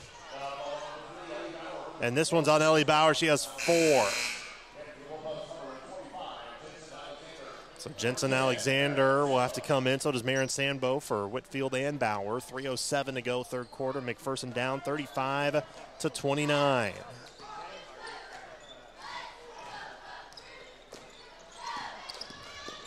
Bullpups need some life on this end of the floor. Near side with it, driving. Tustian kicks it out. Good up fake on the left side. Tough layup is good by Charlie Baxter. Baxter has been terrific in this game with 8 points. Bullpups back down by 8. 37-29 is the score. High pass inside. Tough layup won't go for Alexander. Rebounded by Buhler. They're looking to extend the lead. Littlejohn tips it. Inside. Crafels misses. Rebounded by McPherson. McPherson, well, I thought they were going to slow down. Now here comes Sandbo. Was bumped. Floats one up. Misses, but she's fouled, and she'll head to the line. And Crafels will be called for her second. But still McPherson in the bonus, but it was a shooting foul either way. Sandbo is just 2 for 6 at the stripe this year. First free throw's good, though. 6 points for her, already tripling her previous season high of 2.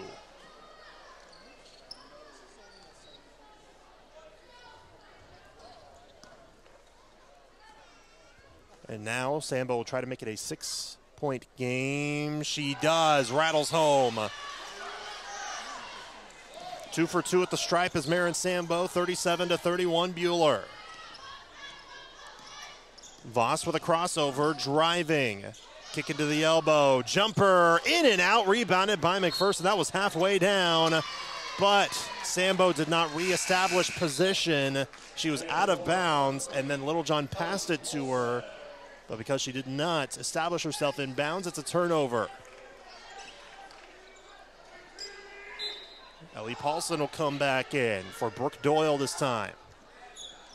Buhler playing in baseline to the left of the basket, deep inbound. Finds Oward. 2 minutes to go, third quarter. Buhler with a 6-point lead.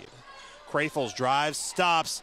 Bauer tried to rip it away. We'll have a tie-up. Possession to McPherson. Good defense by Piper Alvord.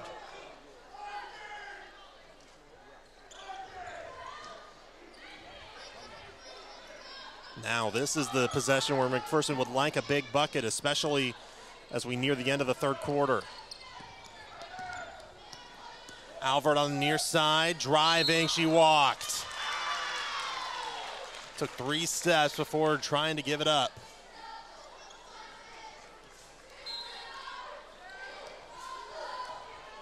Turnover number 20 for McPherson. Their season low was 25, which was against Andover on Friday. Here's a tip pass stolen away.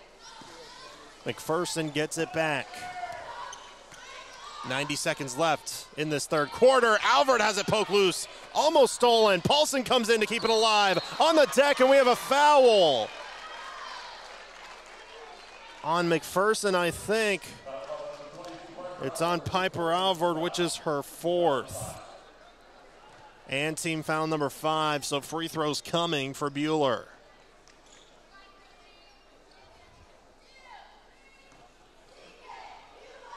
I believe that's Charlie Baxter shooting, I'm not sure. I saw 2 as the second number. Don't see the 2 as the first number with her long hair covering the back of her jersey. First free throw is good. Nope, it's Gracie Oward. So Oward hits the first free throw. Riley Whitfield comes back in. Brooke Doyle does too.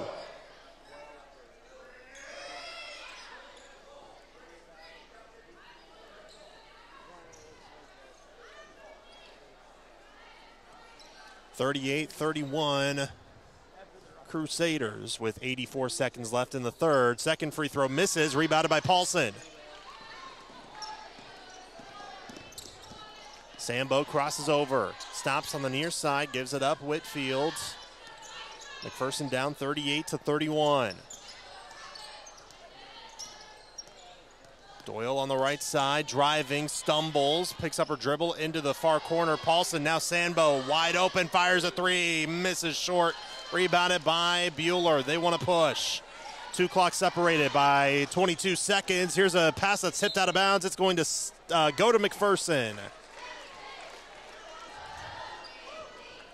So now 2 clock separated by 17.5 seconds. 52.6 on the game clock, 35 on the shot clock in this third quarter.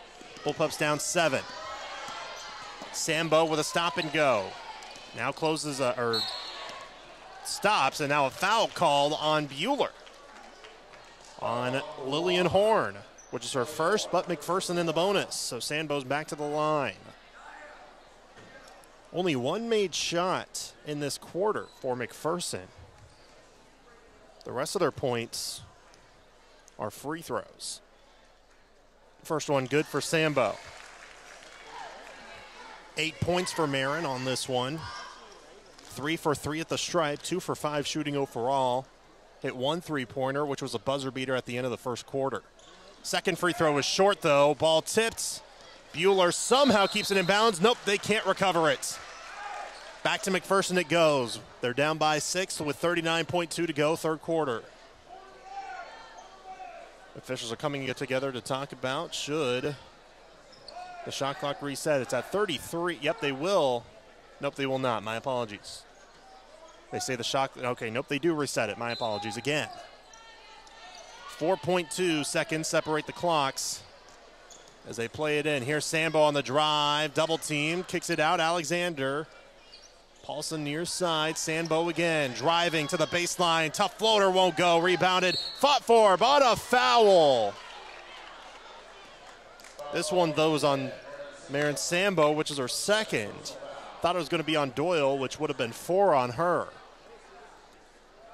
But instead, it is Sambo's second, but free throws coming again, this time for Charlie Baxter, who is a perfect 4 for 4 at the stripe. Buhler on the season, their free throw percentage is 67%. They are 14 of 18. We'll make it 14 of 19. First free throw doesn't go down.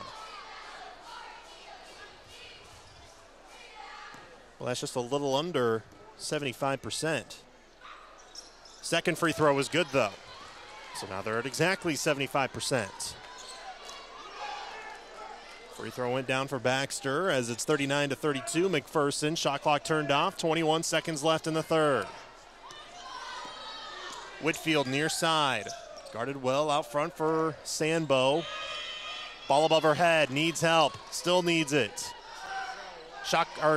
Correction. Game clock at 7. Doyle with it. 5 seconds. 4 seconds. Doyle lost it.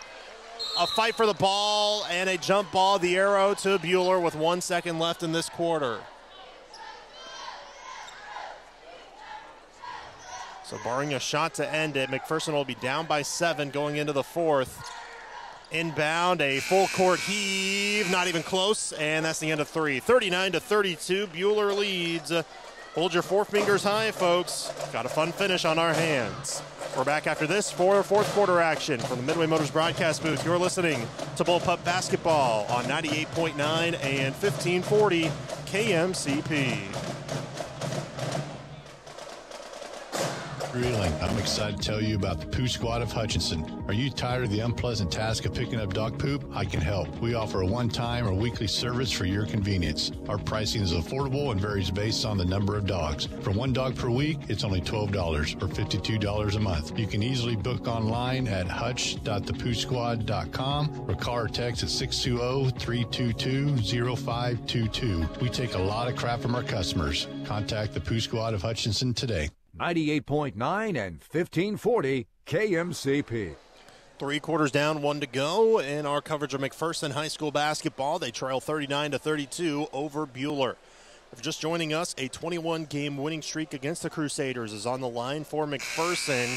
So is a 94-game regular season league winning streak dating back to 2015. But unless they can mount a comeback, that streak could be snapped today. But more importantly, McPherson looking to avoid going 1-3 to start off the year. McPherson will have the ball to start off the fourth quarter as they trail by 7.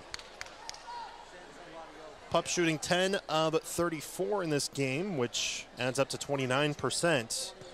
But Buhler is shooting 42%, 12 of 28. But Buhler has not made a 3 yet in this game. McPherson is 4 of 14 from deep. Inside, out of bounds, it'll go to Buhler. A turnover right out of the gate, which is turnover number 23 for McPherson.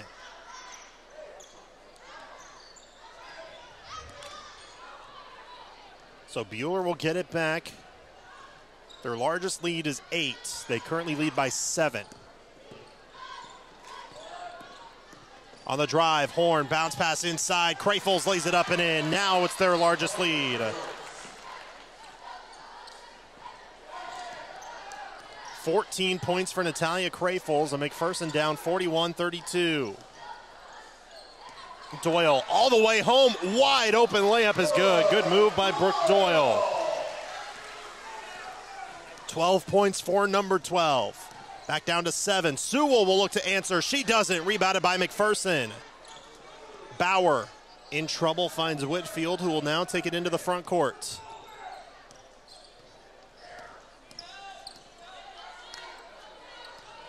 Little John tried to give it to Bauer. It's stolen away all the way home. Oward misses the layup. Rebound fought for. Crayfles keeps it alive, and a foul on Bauer, which is her 5th. If it is on Bauer, it is. Yep, that's it. She's got 5. She's done.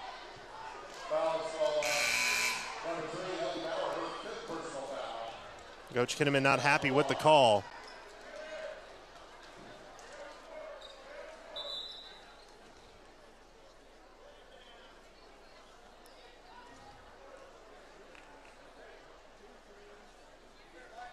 Now there's some discussion as Coach Kinnaman told Bauer stay on the court.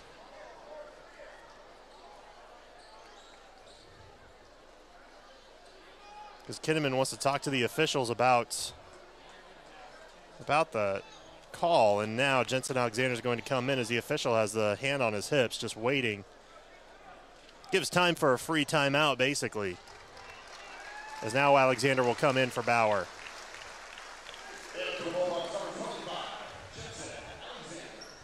Say what you will, Coach Kinnaman knows his ball. Was able to kind of stall to get himself a free timeout, basically, give him some rest. One that they may have needed. Buhler plays it in. Oward, long 2 on the corner, won't go. Rebound, Little John. McPherson with it, down by 7. 41-34 the score. Whitfield with a right-handed dribble. Caught up, no look pass, a bouncer out front. Alexander into the corner. Doyle. All above her head. Doyle drives. Doyle misses the shot. Got it back. Stick back is good. How about that game from Brooke Doyle? 14 points for her. It's back down to 5. On the near side, high into the paint. Crayfles double team. Left hand layup won't go. Rebounded by McPherson. They can make it a 1-possession game. 6:10 to go. Sambo near side. Whitfield. Out front, Little John. Pass inside and a foul called. Foul on Buhler, which would have prevented a turnover. And this one's on Crayfles. She has 3. Team foul number 1. McPherson student section now standing up as they start to file in more and more. Timeout called by McPherson with 6:02 to go. As it'll be a 30-second timeout, so we'll keep it here. But McPherson trying to go on a run, down 41-36, 6:02 to go. We're brought to you by Scooters Coffee. Nominate your mom for a chance to win a Scooters Coffee gift card to be named the Scooters Coffee Mom of the Game. Sign up on the free Ad Astra Radio app. Scooters Coffee, be amazing. Also like to thank some of our partners for helping us out along the way. First Bank Kansas, Scooters Coffee, Farm Bureau, Farmers Alliance, Headland Electric, the Bradbury Company, The Hub, and MTC. Just a 5-point McPherson deficit, but they have the ball with a fresh shot clock with 6:02 to go. Finding ways to come back. And if McPherson could pull off this comeback win, how great of a feeling would that be for the Bullpups? McPherson with 2 timeouts left. Buhler with 3. Sandbo looking to play it in. Bounce pass inside. Doyle misses the layup. Rebounded by Buhler. Doyle claps her hands. She's frustrated that she didn't hit that. Now Oward into the corner. 3 on the way. Too strong. Sambo tried to keep it alive. It's out of bounds. Whose ball? Buhler's. That shot was by Taylor, who is still scoreless on the game. The only starter to not score. Played in on the baseline. Oward stops. Right side. Now back out front. Tustian drives all the way. Right-hand layup, no. Offensive rebound, Sewell scores. Back to 7, 43-36 Buhler. McPherson needs a big shot right here. Sambo left wing. Doyle. Whitfield back to Doyle. Double teamed on the baseline, lost it. It'll stay with McPherson. They say it was tipped. Piper Albert will come in for Riley Whitfield. Get some perimeter shooting back in. Albert just has 2 points, but is looking to break out here in this fourth quarter. Sambo looking deep inbound, tipped, and fought for on the ground. Doyle dives, keeps the ball alive. Ball on the deck, and it's taken by Buhler. Deep pass all the way, left-hand layup. Crawls off, rebounded by McPherson. Deep pass on the other end. Doyle fakes, shoots, and scores. Back to 5, 43-38. 5 minutes to go. High pass into the lane. That's Taylor who misses, but another offensive rebound. Crafels lays it in. Back to 7. We're fighting back and forth, but McPherson needs to cut the deficit shorter if they can. 4:40 left, 45-38 Buhler. Out front, Doyle gets past the defender, drives, Euro step, left-hand layup is good. 18 points for Brooke Doyle, a new season high. 45-40, Buhler leads. 4:20 left, high pass, Crafels collects, shoots, and hits. How about we just go one-on-one, Brooke Doyle and Natalia Crafels? Because that's been pretty much the last few possessions for both of these teams. 47-40 Buhler. Little John. Backdoor feed is stolen away, intended for Doyle, and the steal was done by Tustian. 2-on-1 break all the way, layup. Misses, but a blocking foul will be called. Tustian will go to the line as Jensen Alexander is called for her first foul. Team foul number 2 for McPherson in this fourth quarter. And Buhler will now call a timeout, 30-second timeout. We'll go ahead and take one with them as it's 47-40. We're back after this in 30 seconds from the Midway Motors broadcast booth. You're listening to Bullpup Basketball on KMCP. Basketball on KMCP.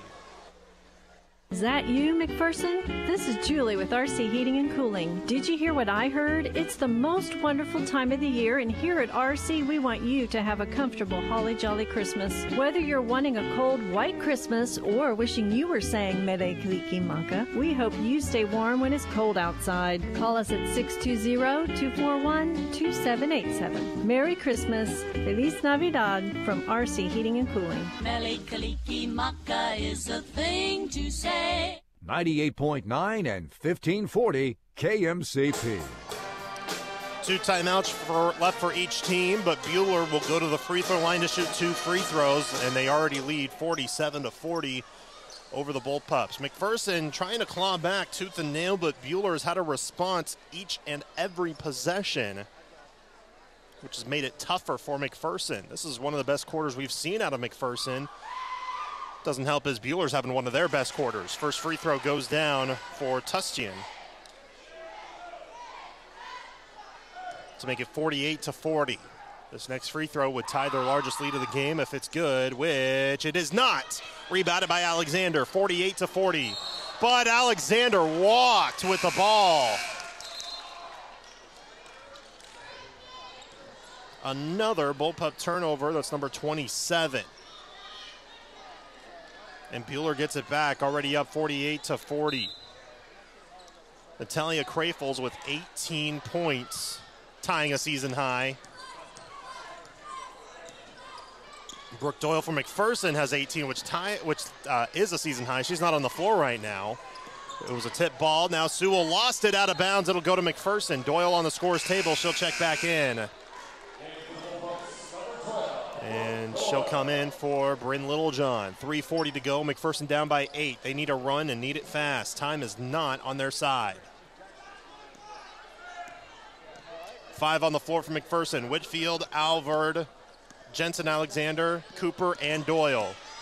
Whitfield just crosses midcourt. Whitfield drives. Tough layup blocked by Crafels. Rebounded by Buhler. And Alvord is called for a foul, which is her 5th, and she's done. She's got 5 fouls. The second Bullpup to foul out in this game. Ellie Bauer was the other. Maren Sambo will have to come in.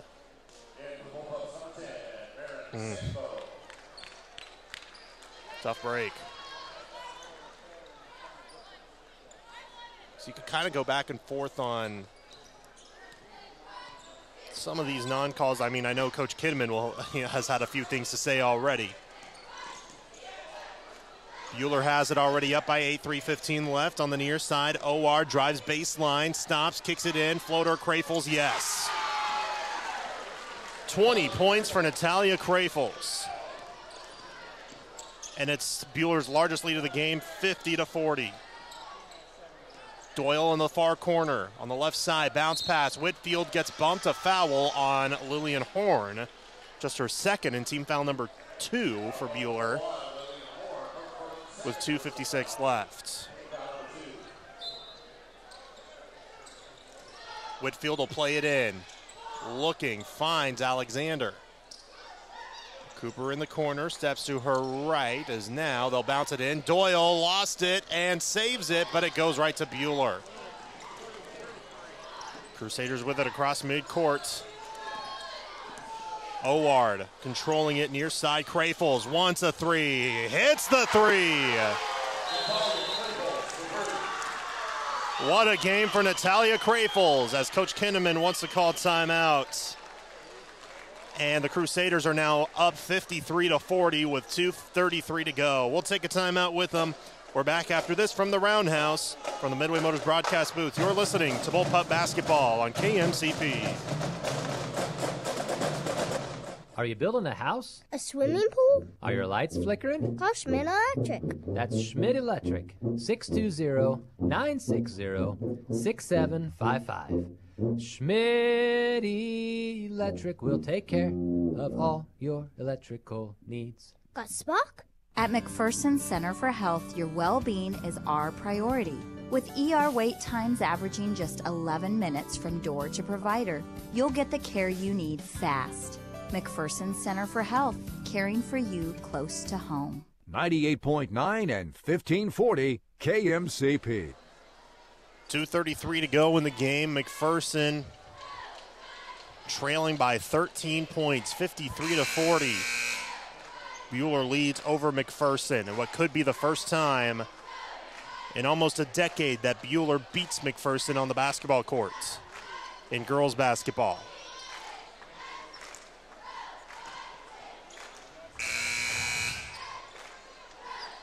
The Bullpups will have the ball and need a run bad with 2:33 to go. 5 on the floor for McPherson are Sandbo, Whitfield, Jensen Alexander, Cooper, and Doyle. Doyle's the leading scorer for McPherson. Whitfield has it on the drive, back out. Doyle fires up a 3, misses short. She knew it, but it's rebounded by Buhler. Sewell with it, pushing across the floor, near side for Horn. Back to Sewell. They'll probably slow down the tempo. They want to run as much clock as they possibly can. Sewell at the free throw line had it poke loose, but they get it back. Horn into the corner, a 3, short. Rebound fought for, McPherson has it. 1:55 to go, McPherson down by 13. Sandbo stops on a dime, high pass over the head of Doyle and out of bounds. Almost went into the second row. 1:49 left in this game. And Buhler gets it back off of another Bullpup turnover. Buhler to play it in on the far sideline in front of the McPherson bench, and they do. Sewell crossing over multiple times, gets past Sandbo, into the corner near side. Baxter fakes, now drives, layup, misses, but she's fouled, and she'll head to the line. Marin Sandbo called for the harm. Her third, team foul number 4. Next one puts Buhler in the bonus, but now a chance for Buhler to extend their lead.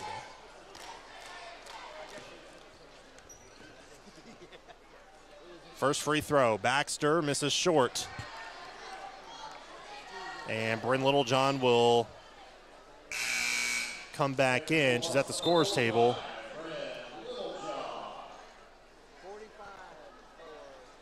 And she'll check in for Carly Cooper. 98 seconds left. Baxter at the line. Second free throw, in and out. Rebounded by Alexander.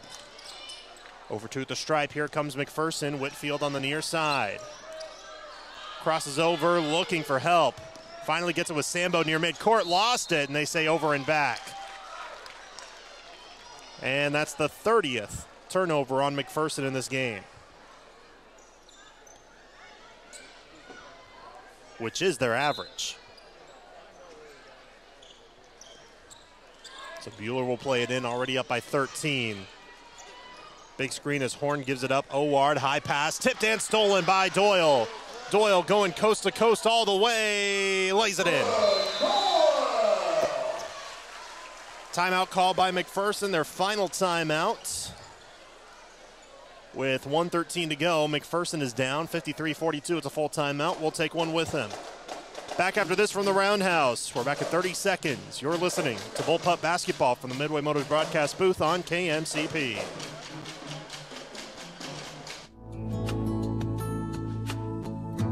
A special service for a lost loved one is the first step in healing. Glidden Edgar Wiggins Funeral Home can help you plan that special service to honor your loved one. That specialized service that calls together the hearts and the minds of all who love them. It's a gift of memories and healing. A priceless gift for peace of mind. A fitting way to say goodbye to someone so loved. Leave it to Glidden Edgar Wiggins Funeral Home. 98.9 and 1540 KMCP. 1:13 to go for McPherson High School girls basketball as they trail 53-42 over Buhler. Coach Kinnaman called his final timeout of the game, trying to mount a comeback, but seems difficult, of course, with just 73 seconds remaining. It's been the Natalia Crafels and Brooke Doyle show. Crafels is 23, Doyle has 20. And in fact, for each team, those are their only scorers in double figures. Buhler will play it in against McPherson pressure, full court pressure at that. McPherson out of timeouts. Buhler can run the baseline as they play it in cleanly for Sewell. Coach Kinman wants them to trap, but now we'll have a foul called on McPherson. It will be on Ellie Paulson. That puts Buhler in the bonus as Bryn Littlejohn will go to the scores table. She'll check in after the first free throw. But now Coach Kinnaman will let Buhler rely on their free throws, who on the season, Buhler was shooting 67%. They're right at that mark. 16 of 24. First free throw misses for Sewell. As Sammy Brooks will check back in for Buhler. She'll come in for Charlie Baxter. Littlejohn is in for Paulson. 69 seconds left, 53-42 Buhler. Sewell's second free throw is up, and it's good. And now we'll have a whistle, and Baxter will come right back in. 54-42 McPherson now, down by 12. As Sambo will play it in and get it right back as they want to push. Need to have a sense of urgency. Doyle drives into the corner. Alexander open for a three. Misses strong. Rebound fought for. Whitfield had it poke loose. Ball on the deck. Whitfield has it. Gets up into the corner. Doyle fakes. And she's fouled, but that's just team foul number 3. They have one more foul to give. 52.5 to go. Good job by Riley Whitfield, by the way, on that play. Good fight for the ball, keeping the game alive. Shot clock recess to 35. McPherson wants to hurry because they're down by 12. Doyle out front, crosses over, ball poke loose. She's fouled. That was the foul to give. Next one puts McPherson in the bonus. Baxter called for her third. And they play it in. Alexander, now Doyle. She'll just chuck up a three. Short, rebounded by Buhler.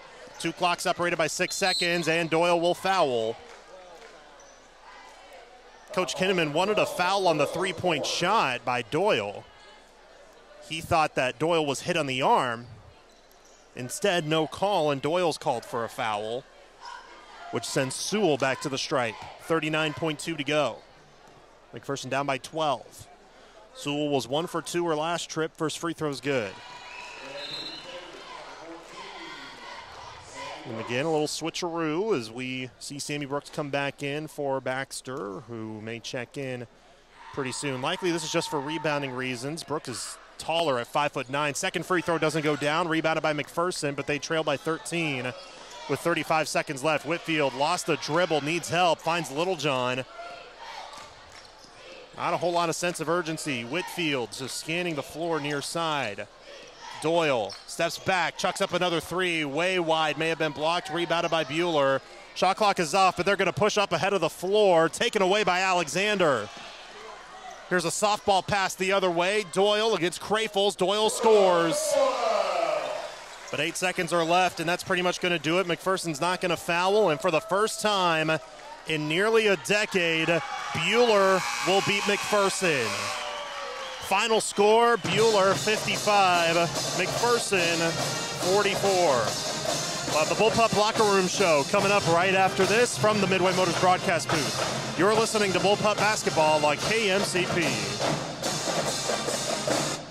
Coverage of Bullpup Basketball continues next with the Bullpup Locker Room Show. Stay tuned as we name tonight's play and player of the game. The McPherson Bullpups play on 98.9 and 1540 KMCP. Playing Santa isn't always easy. Holiday stress levels are high, and the list of people to buy for keeps growing. Great Plains Federal Credit Union can take the stress out of your holiday shopping with Visa gift cards. They are the safe and easy way to ensure your loved ones get the perfect gift they've always wanted. Stop by today to get your holiday Visa gift cards at Great Plains Federal Credit Union, with locations in McPherson, Salina, Hillsboro, and Abilene. Member NCUA. Hey folks, this is Darren Eddy with Ag 360 Insurance in Inman. Farmers, would you like to have your farm and personal insurance handled all by the one agency? At Ag 360 Insurance, we can handle it all with one agent. We would love an opportunity to sit down and visit with you about your insurance needs. Feel free to stop by our office on Old K61 in Inman or give Cody Moores or myself a call today at 620-585-2128 or check us out online at ag360insurance.com. This holiday season, gear up for the ultimate fans on your list at Art Shirt Gear for Sport in downtown McPherson and Lindsborg. We have your local Bullpup and Viking apparel, to KU, K-State, Chiefs, and Royals gear to keep your crew cheering in style. And don't forget about all the unique and one-of-a-kind sports collectibles. Make it a Christmas to remember. Shop local at Art Shirt Gear for Sport today and wrap up your holiday shopping with us. With so much financial uncertainty, are you wondering if your retirement savings will last? The market's ups and downs can keep you guessing, especially if you're approaching retirement or considering it. Hi, I'm Edward Jones financial advisor Trenton Ruxlow. If you have more questions and answers about what's next, let's work together to help ensure you're prepared for the future. After all, retirement isn't the end of the road, it's a new beginning. Call us at 620-241-5162. Edward Jones, member SIPC. 98.9 and 1540 KMCP. For the first time in 21 games, the McPherson Bullpup girls fall to Buhler. Final score, Buhler wins 55-44 over McPherson as we welcome you to the Bullpup Locker Room Show. The fight out of McPherson was spectacular. Just didn't help that Buhler had one heck of a quarter as well in that fourth quarter. McPherson cut it to within 5. But Buhler just outlasted McPherson in the final few minutes to give themselves yet another victory as Buhler now moves to 3-1. McPherson falls to 1-3. Leading scorer for the Bullpups was Brooke Doyle with 20 points, 6 rebounds for her. 8 points for Marin Sandbo behind her. 5 points for Bryn Littlejohn, as well as, just 5 points for Littlejohn. 3 for Jensen Alexander. 2 points for Ellie Bauer. And 2 points for Piper Alvord. No points for Ellie Paulson or Carly Cooper, who came in for McPherson. Their leading scorer for Buhler was Natalia Crafels with 23 points, which was a season high for her. 7 rebounds as well. 9 points for both Charlie Baxter and Gracie Oward. 8 points for Naya Sewell. 3 for Tori Tustian. 2 points by Sammy Brooks. 1 by Ella Voss, the only player that played but did not score in this game was Claudia Taylor, who did start. McPherson overall shot 34%, 16 of 47 on the game. Buhler shot 42%, 18 of 43, including shooting 11 of 25 in the second half. From behind the three-point line, McPherson finished 4 of 18, which is good for 22%, but they were 0 for 6 in the second half. McPherson was 8 for 10 at the free throw line for 80%. All of those free throws were in the second half. For Buhler, just 1 3 made in this one, which was by Natalia Krafels. They finished 1 for 9 for 11% at the free throw line. They were 18 of 28. That's 64%. 30 turnovers for McPherson, 22 for Buhler. I said in the drive to the game that whoever won the turnover battle likely would win this game, and indeed that was the case. Buhler won the turnover battle 30-22. McPherson had more turnovers. 22 steals for Buhler, 13 for McPherson. Rebound numbers were exactly the same, 31 apiece. 11 offensive rebounds for both teams, 20 defensive rebounds for both teams. Assists, Buhler had 8 assists on 18 made buckets. McPherson 9 assists on 16 made shots in this one. There were 7 ties and 6 lead changes, but McPherson's largest lead was by 1 point with 6 minutes to go in the first quarter. And Buhler's largest lead was 13. They eventually won by 11. That 13-point lead was with 2.5 minutes left in the fourth quarter. So McPherson falls to 1-3 on the year. We'll hear from head coach Clint Kinnaman at halftime of the boys' game. You'll want to stick around for that. But tough go of things for the McPherson girls here in this one. Buhler had a stellar game. McPherson, they are definitely improving, especially offensively, but the turnovers are still a struggle, and got to still tune up a few things before they head to Towanda to face Circle on Friday, especially before they face Bishop Miege on Saturday. So they'll have to fix a few things before this weekend. We'll be back right after this to give you the Happy Egg.Co Excellent Play of the Game and the People's Bank and Trust Player of the Game. That's right after this from the Midway Motors broadcast booth. You're listening to Bullpup Basketball on KMCP. Your home for McPherson Bullpup Basketball. Find exclusive stories and streaming audio online at adastroradio.com or download the Ad Astra Radio app. 98.9 and 1540 KMCP. Get your equipment prepped and ready with Prairie Land Partners Power Inspection Program. Trust John Deere certified technicians to give your machinery a thorough checkup, ensuring peak performance when it matters most.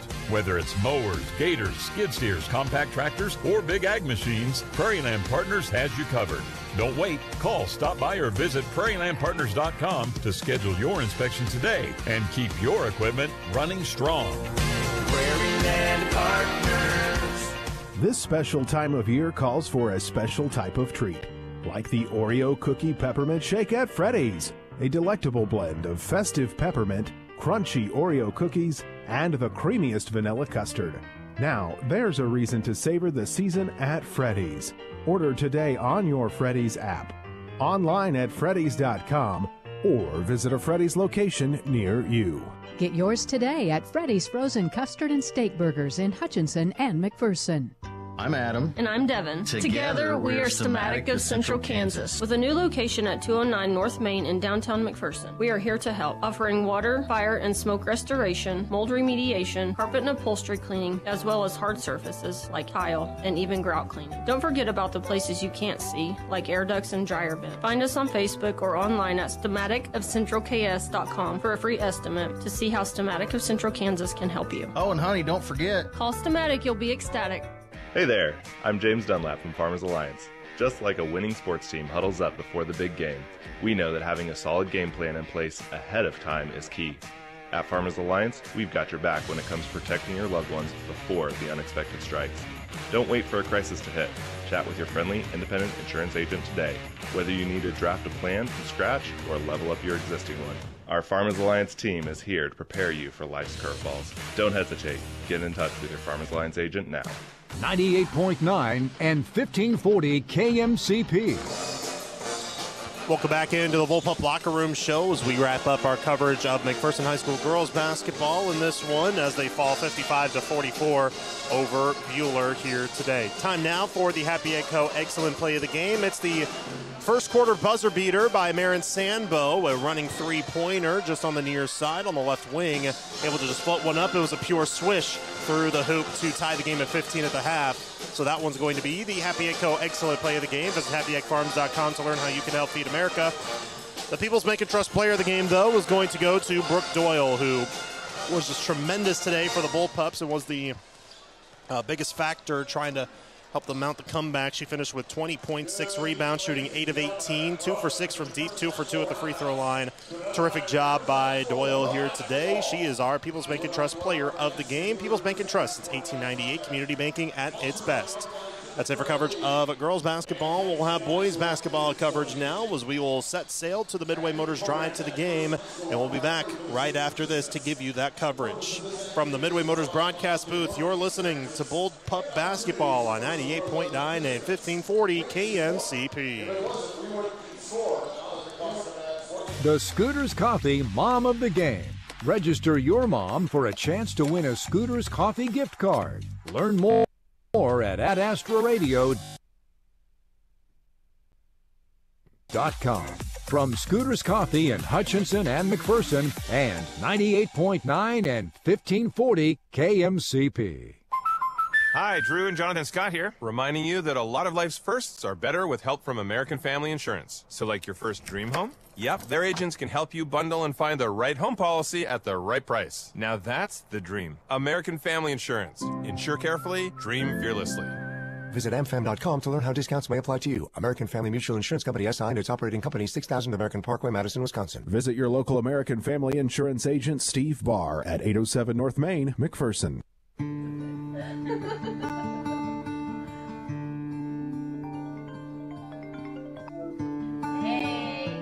Settle in and stay connected with Nextech Wireless and a device on us.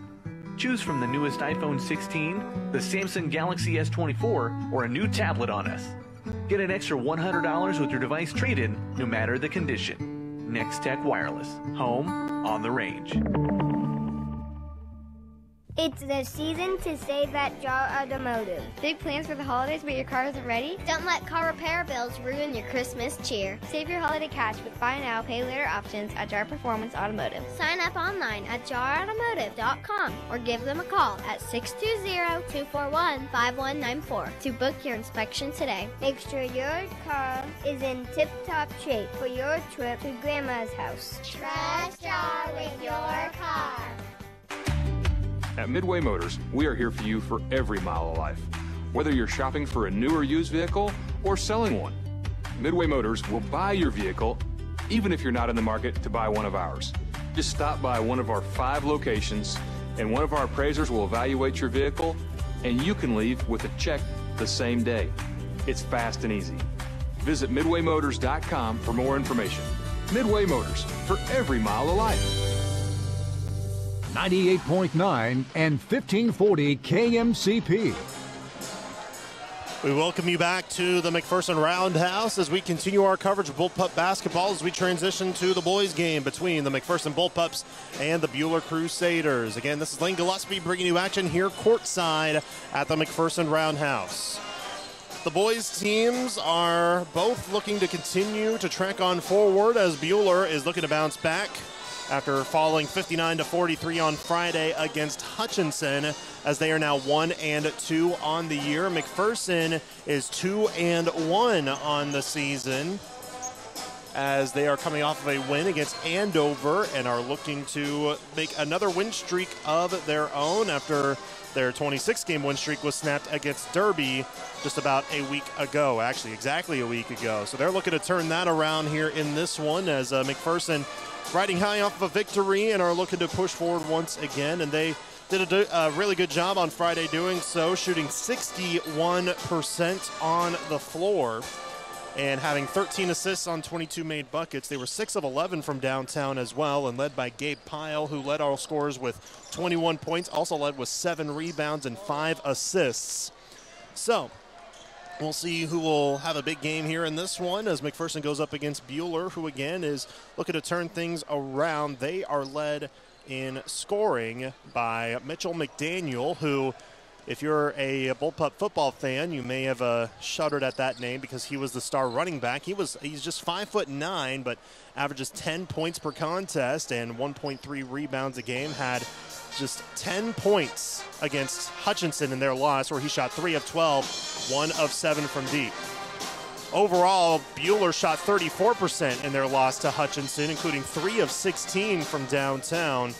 They did good at the free throw line, though, at 80%, but they want to turn things around here today as they want to pick up their second win and possibly upset the Bullpups, who is now ranked the number 4 team in the KBCA and 4A as the new stats the new rankings just came in. So that'll be one to certainly look out for as McPherson will look to improve to 3-1 on the year. So we'll see how today goes, as again the McPherson girls fell, so the Bullpup boys will look to get back on the right track for McPherson and finish it off with a split here today. We'll pause for the national anthem, which will begin just momentarily here at the McPherson Roundhouse. Then we'll break down the matchups for both these teams. We're back after this from the Midway Motors broadcast booth. You're listening to Bullpup Basketball on KMCP. You're on the Midway Motors Drive to the Game. Streaming online at adastraradio.com and on the Ad Astra radio app.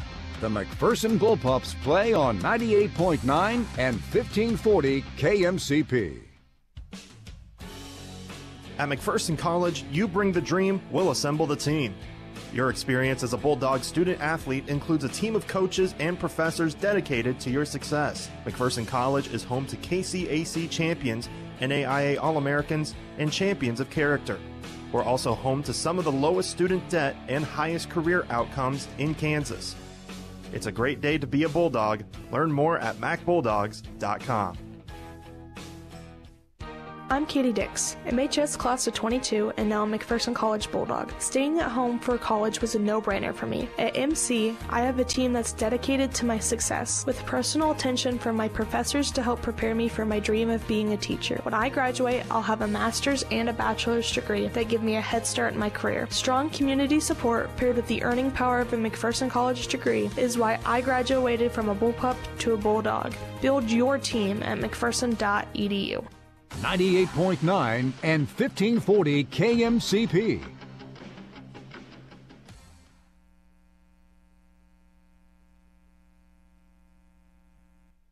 More of the Midway Motors Drive to the Game coming up. Midway Motors in McPherson, Newton, Hutchinson, and Hillsboro. For every mile of life. Your home for the McPherson Bullpups is 98.9 and 1540 KMCP.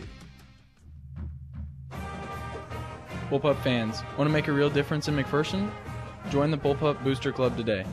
The Bullpup Booster Club proudly supports all student programs and activities, helping our teams, clubs, and organizations succeed. Your membership helps fund uniforms, equipment, and so much more for our students. By supporting the Booster Club, you're backing all the Bullpups.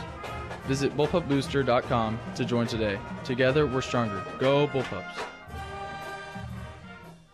Whether you want a small home remodel or need repairs done or have a brand new build project in mind, Erickson Custom Building is your choice. All of us at Erickson Custom Building would like to thank our customers for 20 years of business and friendship. Ryan and the crew at Erickson have spent those years developing excellent customer service and quality leadership for all types of projects, big or small, traditional or trendy. When your project is finished, it will reflect your vision for quality and follow-through that exceeds your expectations, not your budget. Call Erickson Custom Building or find us on the web at ericksoncustombldg.com. 98.9 and 1540 KMCP.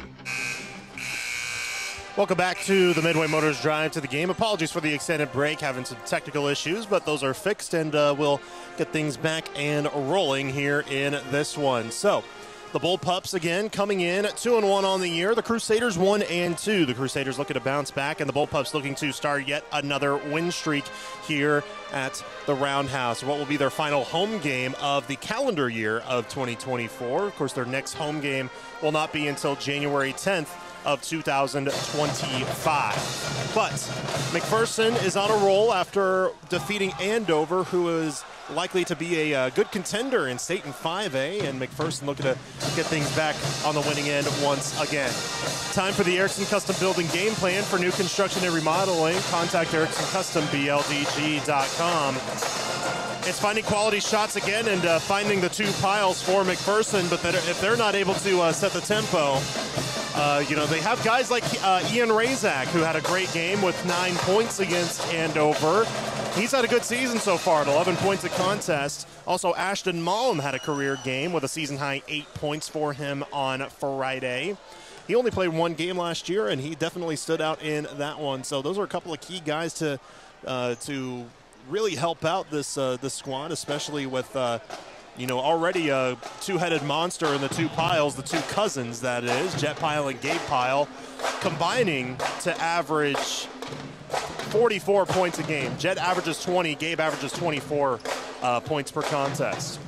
For Buhler, they got to limit the turnovers, in which they average 16 a contest, and also find ways to get quality shots. One of the key differences on the stat line for both of these teams, McPherson shoots 54% this year, Buhler 31. That's been a key difference between the two teams and why Buhler is 1-2 on the year. Because they've also had, their point totals have been kind of low amounts. Their season high in points was 50, which was a 6-point loss to Goddard. Their point total when they won was 49, which was against Nickerson, which they won in overtime. So they got to find ways to get quality shots, get the offense rolling, because we've seen McPherson go up against some tough offenses and just come up short. But if Buhler can get things going on the offensive front, it could be a tough day for the McPherson defense. So that's kind of the key for this one. We go into this season as both teams start off divisional play here today. McPherson was, of course, undefeated last year, so they swept all 5 teams in the Ark Valley Chisholm Trail League in Division 3 at 10-0. Buhler was 5-16 overall in the regular season last year, and they were just 2-9 in divisional play last year. So they want to turn that around as well. Rather, they were 2-8 in divisional play and then lost in sub-state, of course, in the first round, and of course McPherson being state champions. So time now to give you the Act 360 Insurance starting lineups for McPherson. They are 6'3" junior, number 2, Cade Strathman, 6'2" junior, number 3, Jet Pile, 6' senior, number 10, Bishop Brown, number 24, 6'6" senior, Gabe Pile, and 6'3" senior, number 42, Ian Razak. For the Buhler Crusaders, the starting lineups are as follows. 5'10" junior, number 0, Isaiah Heredia. 5'9" senior, number 4, Mitchell McDaniel. 5'11" sophomore, number 5, McCade Zachary. 6'2" junior, number 13, Luke Holmberg. And then 6'3" senior, number 33, Julian Morrison. Those are the starting lineups brought to you by Act 360 Insurance. They're here to partner in your legacy. Contact agents Darren Eddy or Cody Moores in Inman. McPherson will be in their home white uniforms, white jerseys, white shorts with red trims, red lettering and numbering on the front and back, spelling McPherson above the numbers. Buhler will be in their road dark uniforms in maroon uniforms primarily, with jerseys and shorts with black and white trim, white lettering and numbering on the front and back, spelling Buhler above the numbers in white with a black outline. Just saw something funny for the, when they do the starting lineups, they kind of do the handshakes down the middle. There's always a guy at the end with a funny handshake. Which Julian Morrison's gets slapped in the face. I'm not kidding. That was his pregame handshake. So, hey, whatever gets you going. I mean, I've seen weirder. So, whatever gets you going. McPherson has won 61 of these two teams' 71 overall meetings. McPherson has a 6-game winning streak against the Crusaders. They went up against them 3 times last year. McPherson won all 3, all of them by at least 39 points. On December 12th of 23 at Buhler, McPherson won 82-34. In their second regular season meeting at the Roundhouse, McPherson won 63-21. That was in February. And then in the first round of Sub-State, McPherson won 61-22. But since 1997, McPherson is 38-2 against Buhler. Tip is won by Gabe Pyle. They'll go from right to left as we view the floor. He tipped it into the front court for Strathman, but they slow it down as they get the play. McPherson with the ball. High pass intended for Razak. He gets bumped. A foul called. Jet Pyle caught it off the carom. Tried to lay it in but missed, but it didn't count because a foul was called, and it's on McCade Zachary. Speaking of Zachary, there are two sets of twins on this Buhler squad. We'll talk more about that later. Razak off the inbound spin, shoots, misses. Rebound fought for. Buhler gets it. Isaiah Heredia, who was named in the Wichita Eagle in the preseason as one of the top 100 players in the Wichita area. Averaging 8 points and 3 rebounds a game, had a season-high 12 points on Friday against Hutchinson. Julian Morrison on the near side, lob inside for Holmberg. Double team, Strathman pokes it loose, gets the steal. McPherson into the front court, Gabe Pyle finds Strathman, catch and shoot, once a three. Way too strong, out of bounds, it'll go to Buhler. Just a little antsy, shooting it too far, sometimes just maybe too much legs, especially starting off in a rivalry. This is his first taste of a rivalry, Cade Strathman's, with this being his first year playing McPherson High School basketball. Double team off of the perimeter, here's a steal. Jet Pyle one-on-one with Heredia, misses the layup, Brown's there to clean it up. Good effort by McPherson on the other end as Bishop Brown got that key bucket. 2-0 to start off, 1:10 in. Near side, Holmberg guarded by Gabe Pyle. Looking for a backdoor feed, does not get one. Handoff to McCade Zachary. Zachary near midcourt, guarded well by Brown. Brown just staring at the ball as Zachary spins it around, finds Heredia, bounce pass into the corner. Holmberg with 10 on the shot clock, gives it up, and he walked with the ball. He found an open man in the corner, but they called the travel. Now we'll see Jared Miller come in for Buhler, a 5'10 junior, 9 points per contest for him.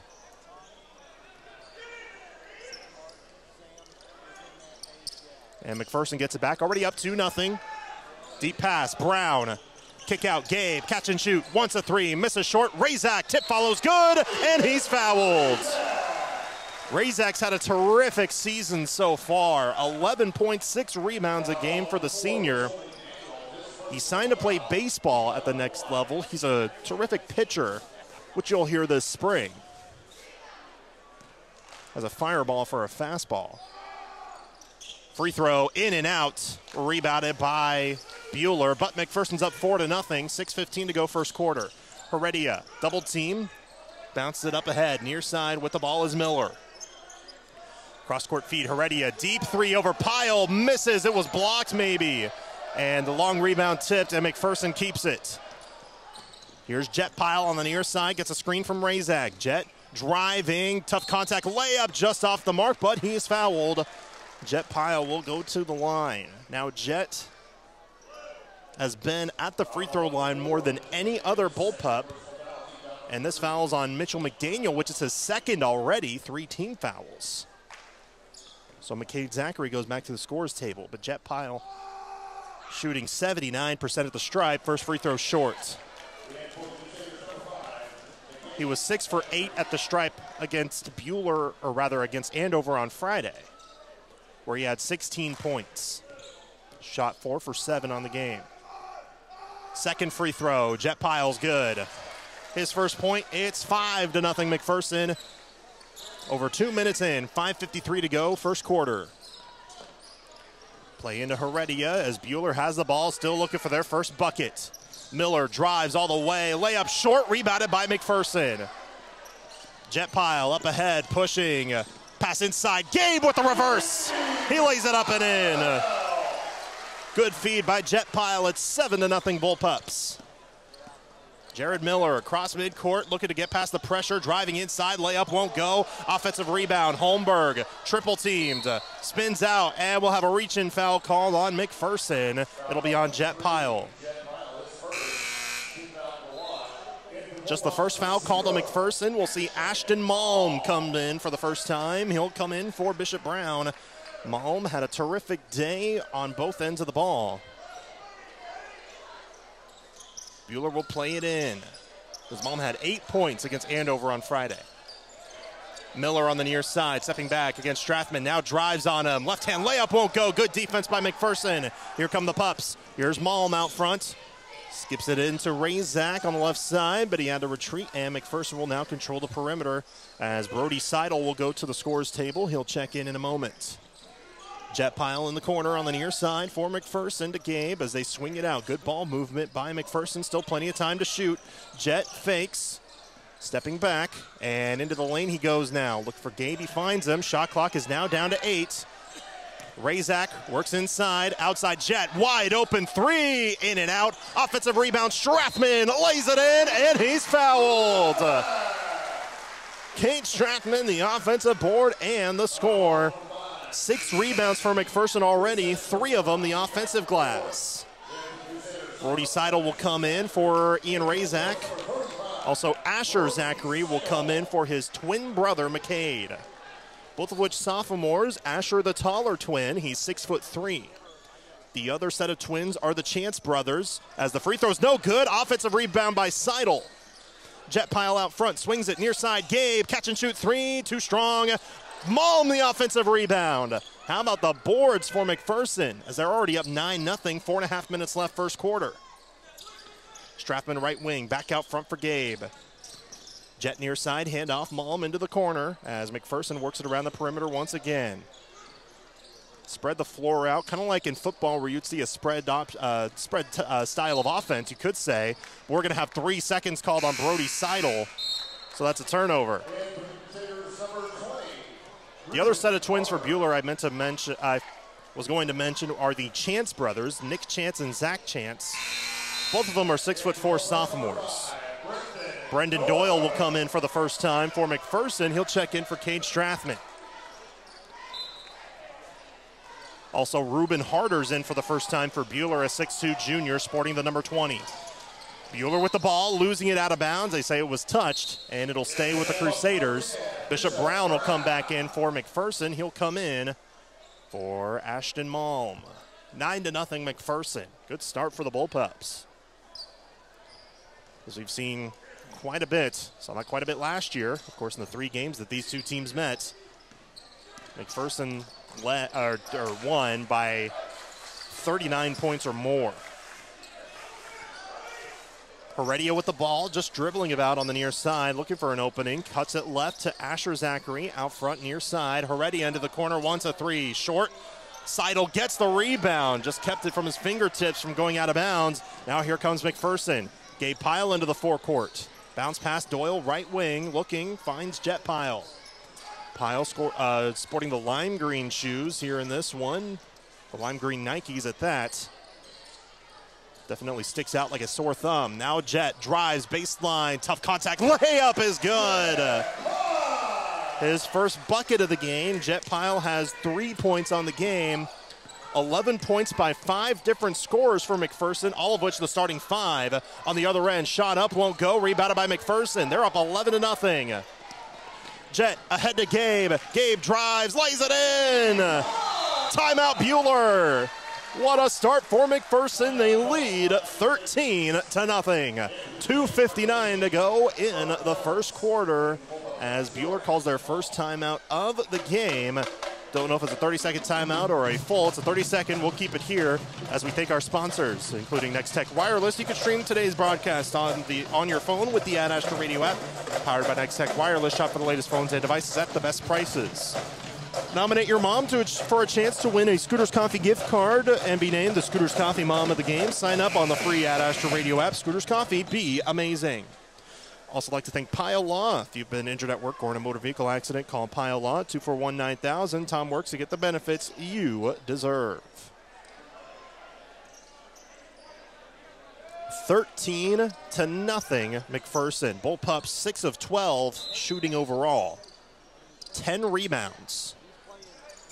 5 offensive, 5 defensive. Buhler shooting 0 of 6 to start off with 4 boards. Buhler with the ball poked loose out of bounds. It will stay with Buhler. McPherson looked like they kind of let that go. Coach Kinnaman yelled, "Get the ball." It will stay with the Crusaders, rather. 26 on the shot clock as they play it into the corner to Carter Jones, who then gets called for a foul, or correction, a foul was called on Doyle, who was guarding Jones. Jones is a 5'10" senior, as Doyle is called for his first, of course. Team foul number 2 for McPherson. Fresh shot clock for Buhler, 2:46 to go, first quarter. Heredia gets it on the inbound. Gabe Pyle tries to reach in, no dice that time. So Heredia turns, kicks it near side. Jones on the baseline, lost it, finds Heredia, now out front, wide open. Zachary for 3, misses. Rebounded by Buhler. And a discrepancy of calls. We have a foul and I think a jump ball. Which one came first? A foul came first on Brody Seidel, which is the third team foul now on McPherson, as Kate Strathman will come back in for Brendan Doyle. Fresh shot clock again, 2:31 to go first quarter, but McPherson still pitching the shutout, 13-0. Pass into the paint. Jones kicks it into the corner. Heredia wants a 3, misses short, long rebound, fought for. Buhler gets it back, tough layup, won't go, but a foul. Another one on Brody Seidel. He's got 2 early fouls. As now Buhler will have a chance to earn points at the stripe with Asher Zachary going to the line. Only 2 points for Zachary on the year, which came against Hutchinson on free throws. First free throw is good. First point of the game for Buhler. It comes from Asher Zachary. Ian Razak now comes in for Brody Seidel. Seidel with the 2 early fouls, of course. Second free throw, in and out, rebounded by McPherson. 13-1. 2:15 to go first quarter. Gabe Pyle out front. He'll catch and shoot, wants a 3, short. Ball fought for and taken by Buhler. Now Gabe Pyle's kind of struggled from deep so far this season, with the exception of Friday. On the other end, Heredia drives on Mong, kicks it harder near side, out of bounds. It'll go back to McPherson. But back to Gabe Pyle. You know, he was great from distance, as he was 4 for 7 against Andover. But on the season, before today, 29%. McPherson with the ball, pushing into the front court. Brown, bounce pass into Razak, hop step, and the left-hand hook shot is good.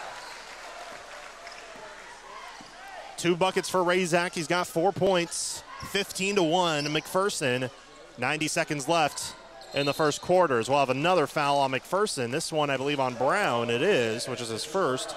And team foul number 5. Buhler will have a near platoon swap with 4 at the scorer's table. Jet Pyle's at the scorer's table for McPherson. He'll look like it'll come in for Malm. But Asher Zachary back at the line. First free throw is good. All 2 free throws, all 2 points for Buhler go to Asher Zachary as Jet Pyle comes in. Coming in for Buhler are Luke Holmberg, Julian Morrison, Mitchell McDaniel, and McCade Zachary. Zachary's second, good. 3 for 4 the stripe is Asher Zachary, accounting for all 3 of Buhler's points. 15-3 McPherson, 1:25 left first quarter. Getting past the pressure, Jet Pyle into the front court, driving baseline, layup hit the bottom of the backboard, but there's a foul called rather, so Jet Pyle will go to the line. This one on McCade Zachary, he's already got 2 fouls. Nope, it's his third, my apologies.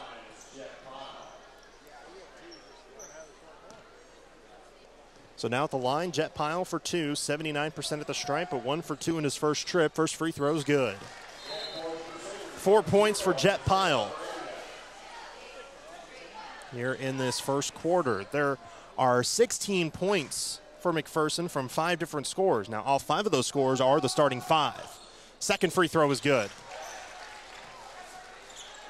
And the entire starting 5 is on the floor as Asher Zachary lost a shoe. It's just sitting at the free throw line. Strathman wants to help him out, but we'll have now an official timeout called so Zachary can put his shoe back on.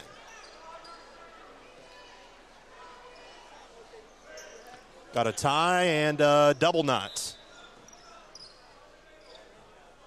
So now they'll play it in once again into the backcourt. Heredia looking to drive past Brown as he gets across midcourt, and Heredia stops at the perimeter. No points for Heredia yet as he discards a defender off of a crossover, but a floater won't go. Ball out of bounds, I believe. Or is there a foul? There is a foul on Cade Strathman, so Buhler's going back to the line. That reaction you heard was a crossover, dare you say ankle breaker by Heredia, but turned into nothing, except for Julian Morrison now going to the line for two. He's 7 for 10 at the stripe this year. Buhler still has not hit a shot other than a free throw. First free throw is good. They're 4 for 5 at the stripe so far. But shooting on the floor are 0 for 9. Second free throw, good. 2 for 2 at the stripe is Julian Morrison, 17-5 McPherson. Less than a minute to play, first quarter. Strathman across midcourt. Kick out Jet Pyle. They'll slow it down as he is on the Bullpup logo. Crossing over, a lob for Gabe. He collects under the basket. Kick out. Strathman wants a three. Short. Rebounded by Buhler. McPherson is now 0 for 6 from deep, but shooting 7 of 15 overall. Still 17-5. McPherson, Buhler with the ball. 2 clock separated by 7 seconds. Strathman pokes the ball loose away from Asher Zachary, who now drives, dumps it inside. Morrison lays it in. That's the first made field goal for Buhler. Only took about 7 minutes and 40 seconds. Shot clock turned off. McPherson up 17-7, looking to take the last shot. Jet Pyle near midcourt with the clock down to 8, down to 7. Jet drives, ball poked loose, but they'll call a foul. And McPherson is in the bonus, so Jet Pyle will go to the line. Julian Morrison called for his first.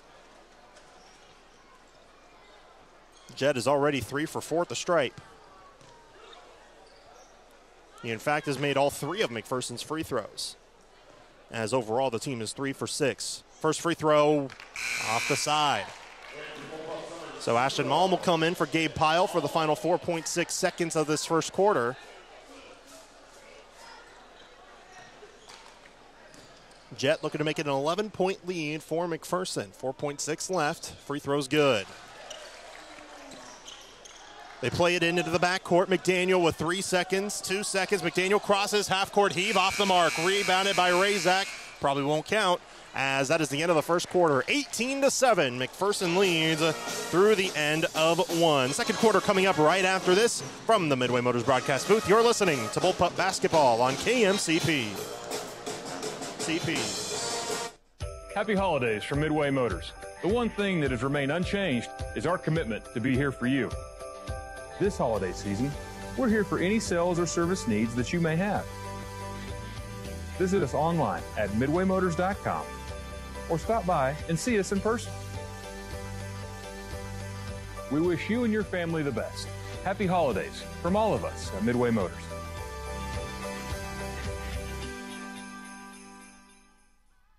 .9 and 1540 KMCP.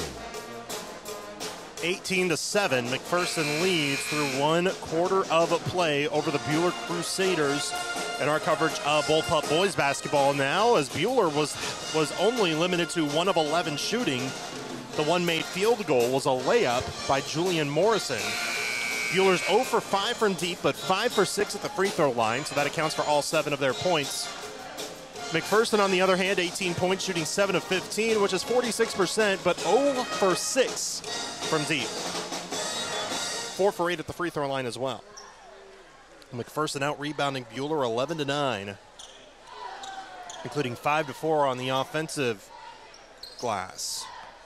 Buhler will have the ball to start off the second quarter, as again, they'll work from left to right. They played into Heredia. There are only 2 scores for Buhler so far, but now McDaniel fires a 3, misses too strong, ball tipped, rebounded by Malm. Five on the floor are Malm, the two Piles, and Gabe and Jet. Jet has it in the corner, tries a three, misses. Strathman keeps it alive, and Razak tried to get the ball board. So those are the five on the floor. That one worked out well naturally. It went out of bounds, last touch by Buhler, they say. So McPherson gets it back on the near side. 7:41 to go, first half. Bullpups lead by 11. Strathman to play it in, whose father, Chris, is now an assistant coach for this boys team, was the head coach of the McPherson girls for 19 years. Now has made his way as an assistant on the boys' side. Of course, it helps when you're coaching your own son. On the near side, Malm spins, gives it out. Gabe, wide open three, swish! There's the first three for McPherson, and it comes from who else but Gabe Pyle, who has 7 points in this first half. 21-7, McPherson leads. On the other end, a layup won't go for Morrison, rebounded by Gabe Pyle. Pushing, bounce pass, Razak gets bumped, left-hand layup, good. 23-7, McPherson. It's now one of those times where it looks like they may go on their coveted McPherson run as a floater on the other end crawls off, ball tipped inside, taken by McPherson. Here they come, they're on a 5-0 run. Strathman lowers the shoulder, pushes a man off, and an offensive foul called on Cade Strathman.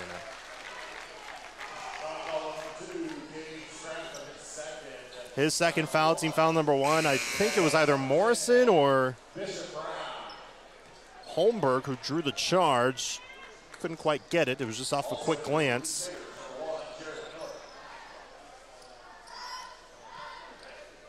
So now Buhler gets it back, but trailing by 16. 23-7 the score. Heredia controlling the point, pointing to his chin to call out a play. Guarded by Jet Pyle, swings it out left side, now into the corner with Gabe Pyle guarding Luke Holmberg. Now Miller on the drive, lost the ball out of bounds. Not tipped, it'll go to McPherson. So another turnover again by Buhler. 6:23 to go in the half. Razak with a touch pass to Jet Pyle. Jet inside, finds Brown, who lays it in. Good feed by Jet. And Brown now has 4 points. On the drive, Heredia pushes off, but a foul will be called on Jet Pyle on the floor. He floated a shot up, but it will not count. Jet Pyle has called for his second foul. 3 players for McPherson with 2 fouls. Cade Strathman, Jet Pyle, and Brody Seidel. Buhler will play it in, and we will have an offensive foul called for an illegal screen, and this one will be on Julian Morrison. It have kind of been a good sell job by Jet Pyle, which I know Keisha's trying to limit, but you know, sometimes Jet gets away with it. We see that time and again. Malm up ahead. Jet Pyle on the right wing. Cuts it inside. Gabe on the drive. Defender falls down. Razak saves it, but right to Buhler. Here come the Crusaders. Deep pass intercepted by Malm. Where else have we heard that? Malm, 2-on-2. Takes it himself. Misses the layup, but he's fouled, and he'll head to the line. Ashton Malm at the line again. 2 for 6 on the year, so he's kind of struggled as that foul's called on Holmberg his first. 2 for 4 against Andover on Friday. Looking to improve his numbers. First free throw, in and out. The 5'10 sophomore who just this past weekend was named the Sports in Kansas first team All-State non-senior wide receiver in football. He was the leading receiver on the football team just as a sophomore for McPherson. Brody Seidel and Brendan Doyle come in for McPherson as Malm's second free throw rattles in. His first point of the game. Buhler with it, double comes as they're pressuring, bounce pass into the backcourt. They somehow keep it alive. Heredia splits defenders. McDaniel fires a 3, misses short, rebounded by Gabe Pyle. McPherson leads 26-7 with the ball. Pass inside, Seidel had it poked loose, gets it back out to Doyle, and Gabe has it out front. 5:20 to go in the first half. Seidel trying to get past Morrison, he doesn't. Tried to kick it into the corner, but it's tipped out of bounds. It'll stay with McPherson with the shot clock reading 17. Honestly, you know, there is the you know, the new shot clock trial. Honestly, McPherson doesn't need one with how fast they run. Saw that plenty of times last year. They look to play it in. They do to Seidel in the wing. Handoff. Gabe Pyle in the corner. Finds an opening. Fires. Air ball too strong. Rebounded by Buhler. McDaniel on the other end. Kicks it inside. What a pass, but the layup won't go. Rebounded by McPherson. Boy, that was a terrific pass, but just does not turn into points. Driving, Gabe Pyle kicks it out. Brown, Malm, extra pass. Doyle for three. Way too strong. Rebounded by Buhler. Here comes McDaniel into the forecourt 1-on-3. Had a poke loose, but a foul will be called on McPherson. And Coach Kinman wants to call a timeout. We'll have a foul on Ashton Malm as Coach Kinman will call his first timeout of this game. It'll be a full timeout, so we'll take one with them as the game clock reads all fours. 4:44 to go, second quarter, 26-7, McPherson. We're back after this from the Roundhouse. From the Midway Motors broadcast booth, you're listening to Bullpup Basketball on KMCP. Need secure storage for your RV or boat? Check out the brand new Countryside RV, Boat, and Self-Storage in McPherson. Located on 16th Avenue near Crable's Meats. We offer 15 by 50 fully enclosed storage units and covered outdoor storage. Call or text today at 620-755-6586. Countryside RV, Boat, and Self-Storage. Your storage solution.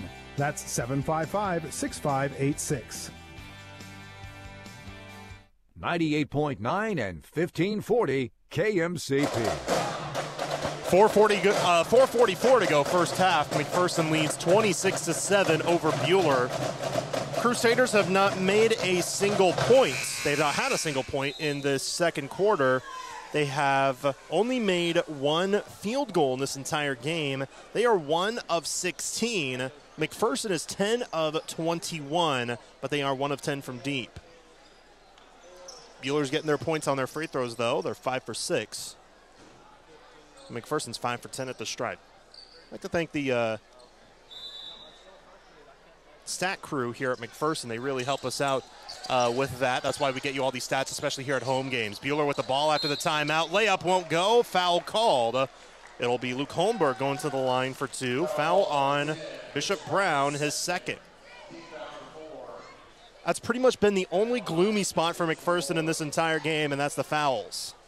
That's the fourth one in this quarter with 4:39 left in the second, but the first free throw won't go as it misses short. For the first time this year, we'll see Cole Cooper come in.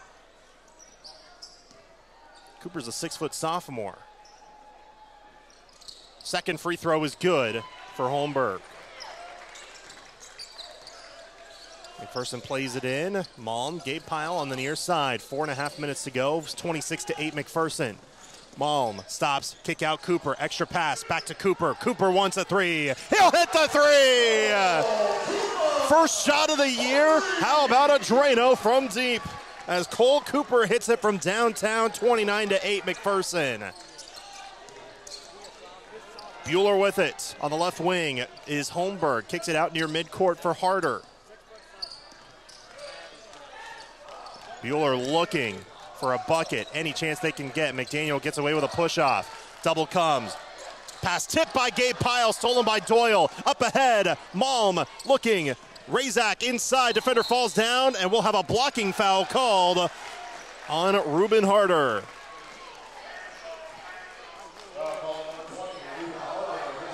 His first team foul number 3.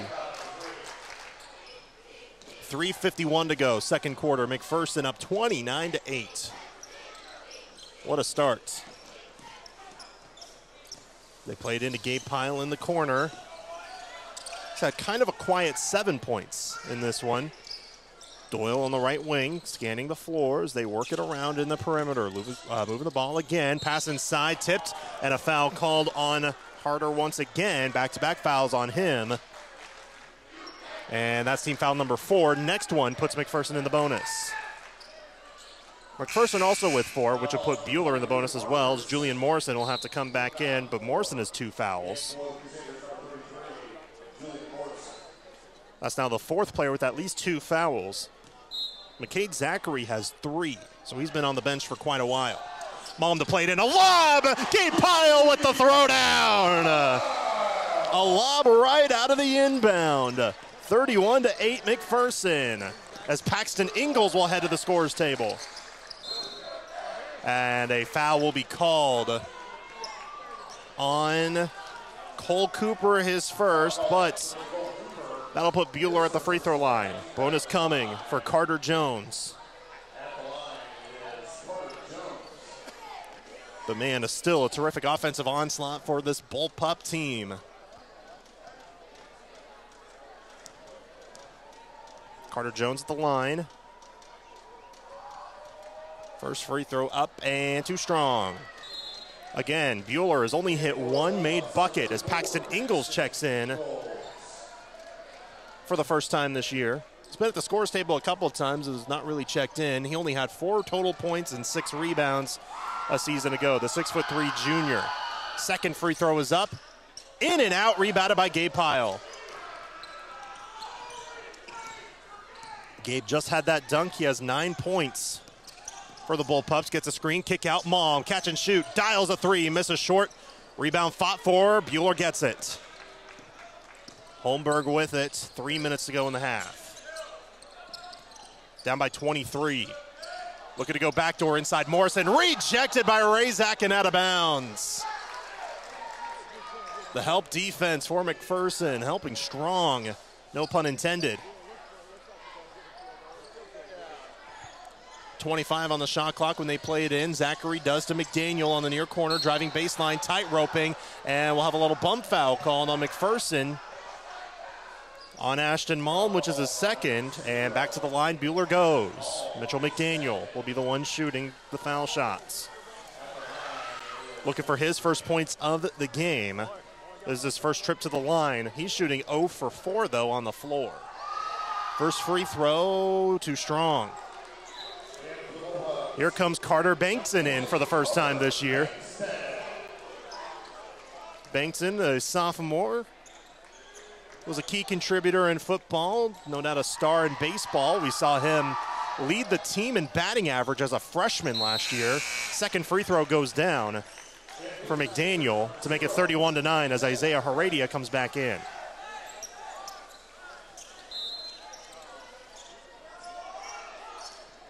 McPherson to play it in as Bankson had it tipped as it was intended for Ingalls. But now they'll slow it down as they get across midcourt, up by 22 points. Bankson on the right wing. Kicks it out, near side, Ingalls on the corner, gets bumped. We'll have a foul called on Asher Zachary. His first. It's the fourth foul on a Crusader with the last name Zachary, but McKay does the other 3. And Paxton Ingalls is at the line for his first free throw attempts of the year. 6'3" junior will likely have a key role next year when some guys graduate. First free throw is a pure swish. That only leaves one guy for McPherson that is not checked in this game. That's Dane Becker, who only played in the game against Dodge City. Second free throw goes down for Ingalls. But I think that's Becker on the end of the bench, who looks like he's wearing a hoodie. I don't know if that's a warm-up, so he may not be available. I'm not sure. Don't quote me on that. Buhler with it. Floater crawls in. Luke Holmberg with the floater to make it 33-11. Bullpups, 2:20 to go first half. Gabe Pyle gets a screen from Razak on the left side of the lane. Bankson out front. Handoff, Cooper, who's 1 for 1. Ingalls on the right wing, back out front. Working it around. Coach Kinnaman says dump it inside. Gabe fakes from about 25 feet out. As now they work it out again. Shot clock down to 8. Ingalls with a head fake. Floats, misses, rebounded by Buhler. But Gabe Pyle gets the steal. Reverse layup won't go. Some contact, no call. And now we'll have a foul on whom? Is it on McPherson or on Buhler? I think it's on McPherson. I think it's on Razak. Yep, it is. Razak's first, and more free throws coming in.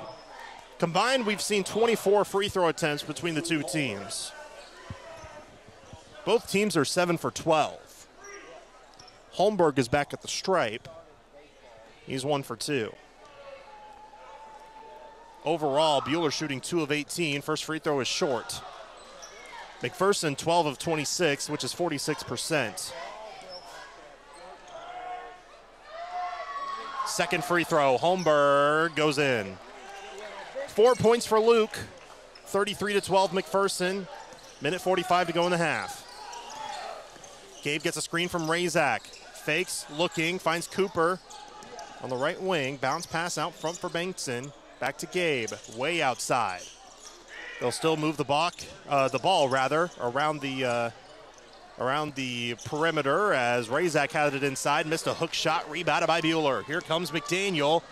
Keeps the ball alive. Layup won't go. Good defense by Ingles. Bankson had it poked loose as now we have a Crusader down on the baseline. I didn't see what the call was. I think it's McPherson's ball, but right now we still have a Crusader down favoring his left leg, that being Mitchell McDaniel. And he'll have to limp off of the floor. The 5'9" senior and the leading scorer. He'll get an applause from the McPherson and Buhler faithful as he walks off. And we'll get back underway, 33-12. McPherson leads. 75 seconds left in the half. Cooper crosses midcourt. Going to the right side, high pass inside. Gabe Pyle with a little touch pass back to Gabe. Catch and shoot three, too strong. Rebounded by Buhler. Gabe is now 1 of 6 from downtown in this game. Heredia on the other end. Had a shot blocked by Razak and taken by McPherson. Here comes Cooper, no look pass to Gabe Pyle with a crossover, and he gets fouled. Either a bump from behind or a reach in, but Gabe Pyle's going to the line. Gabe is 4 for 9 overall, 1 of 5 from deep with 9 points. Foul on Jared Miller, which is his first. So it was a reach in, and Gabe Pyle will get his first cuts at the free throw line. First one, good. Now, the free throw line is an area where Gabe has not gone often. He's now 8 of 9 at the stripe here this season. Can he go 9 for 10? Yes. 2 free throws go down for Gabe Pyle. 11 points for him now. Brendan Doyle will come in for Gabe. So the 5 on the floor now are Doyle, Bankson, Razak, Ingles, and Cooper for McPherson. 2 clocks separated by 11 seconds here in this first half. Heredia guarded well by Cooper. They finally hand it off near midcourt. We'll have a reach-in foul called on Cooper. That'll be his second. And Buhler still in the bonus, so they'll shoot 2. Now the 2 clocks separated by only 0.3 seconds. Dane Becker will take off his warm-ups and will go to the scores table, so he will check in after this first free throw, which is in and out. So now every single Bullpup on the varsity roster has checked in. Dane Becker, the 5'10" sophomore, star running back and defensive back on the football team this past fall. Second free throw in for Asher Zachary. He has 4 points, all of which at the stripe. McPherson with the ball, 35-13. They lead, 30 seconds left in the half. 2 clocks pretty much separated by a minimal margin. Bankson, he wants a 3. He'll hit the 3! Carter Bankson from deep. His first shot goes down as a 3-point bomb. 14 seconds left for Buhler. 38-13. McPherson leads on the near side, now out front. Miller drives, lost it. Foul called with 2.4 left. Coach Kinnaman, I don't know if he was happy with the call or unhappy with his player, which I believe is Ian Razak. No, it's on Dane Becker. It was a blocking foul. It's already 15 fouls on McPherson. 2.4 left in the first half. Jared Miller at the line. First free throw is good. His first point of the game. This is his first trip to the line as well. 2.4 seconds to go in the first half. Second free throw misses. Long rebound. Bankson up ahead. Intended for Ingles, but it's poked loose, and that's the end of the first half. a bullpup onslaught, 38-14 against the Crusaders. The Great Plains Federal Credit Union halftime report is next. We'll also hear from the head coach of the girls team, Clint Kinnaman. That's after this from the Midway Motors broadcast booth. You're listening to Bullpup Basketball on KMCP. You're listening to the Great Plains Federal Credit Union halftime report. Great Plains Federal Credit Union, placing people before profit. 98.9 and 1540 KMCP. The McPherson Bullpups play here. Here's a bright idea. Internet should be fast and reliable. That's why IdeaTech is connecting towns and neighborhoods with modern fiber internet. Modern, fast, reliable internet. Another bright idea from IdeaTech. Find your plan today at ideatech.com. Here's a bright idea. The internet should work. That's why IdeaTech is building modern fiber networks across Kansas. Internet that just works. Another bright idea from IdeaTech. Find your plan at ideatech.com. At Farmers State Bank, we have a lot more than money invested in this community. We've invested our time, our interest, our heritage. If you're looking for financial advice or the best rates, Farmers State Bank is ready to help you grow your business, and that will help this community grow as well. Member FDIC and an equal housing lender. You've reached the finish line, King Candy's Castle. For your prize, treat yourself to a Scooter's Coffee King Candy Cake Bite. Scooter's Coffee, amazing people, amazing drinks, amazingly fast. Scooter's Coffee in Hutchinson, McPherson, and Salina. 98.9 and 1540 KMCP. Welcome into the Great Plains Federal Credit Union halftime report. The Bullpup boys lead 38-14 over Buhler, but now time to talk with head coach of the girls team, Clint Kinnaman, as the Bullpup girls fell just short, 55-44. Now, Coach, I certainly like the fight out of this team. When things looked bleak, they cut it in back to, I think it was 4 points, 5 points, something like that. Just didn't help that Buhler had one heck of a fourth quarter as well. So what did you see from your team? You're exactly right. My wife and I were talking about it. Our fight, especially the last 4 minutes, was where it needs to be the entire game.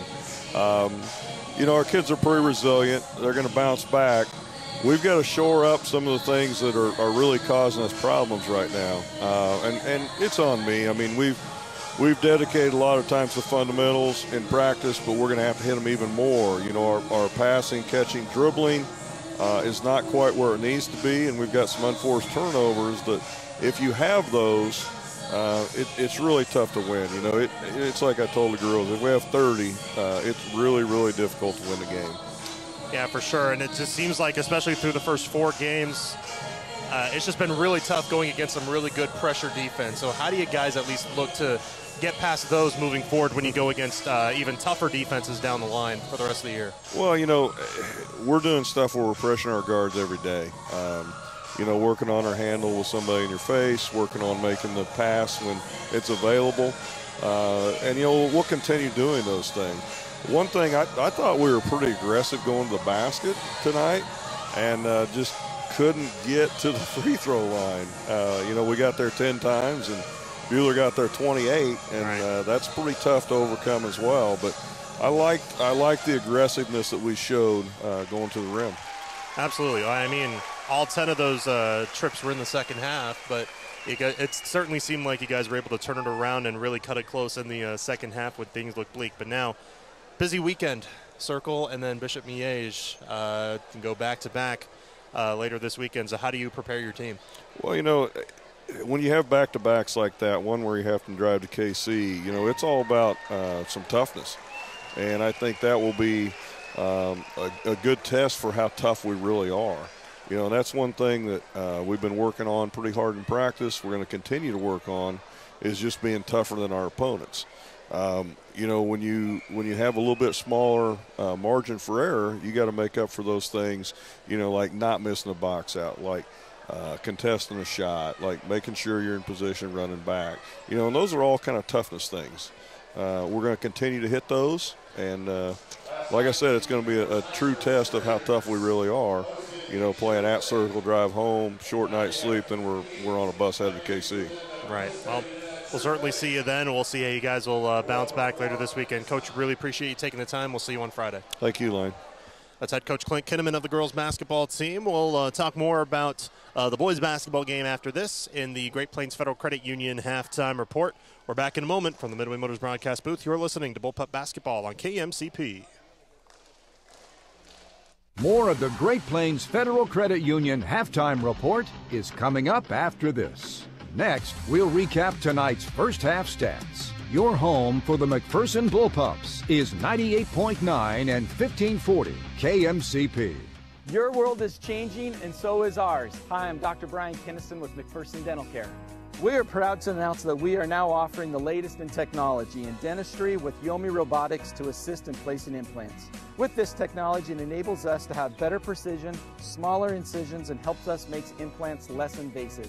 We are the only dental offices in the Midwest to offer Yomi Robotics. That's McPherson Dental Care, serving the communities in Inman, Buhler, Hillsboro, Lyons, and McPherson.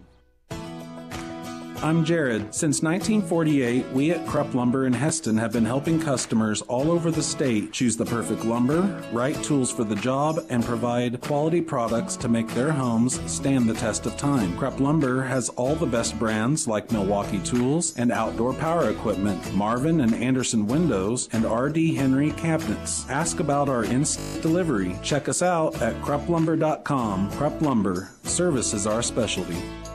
98.9 and 1540 KMCP. Welcome into the Great Plains Federal Credit Union halftime report as McPherson leads 38-14 at the halftime break in our coverage of boys basketball. We have a little junior cheerleaders performance going on the court right now before the second half begins, as we'll get things going in just a few minutes. But good first half for McPherson here in this boys basketball game. 38-14 they lead, as they're shooting pretty well, 45%, 13-29, and then they're holding Buhler to 2 of 20 in the first half. That's 10%. Buhler's also 0 for 7 from deep, but McPherson is 3 of 14.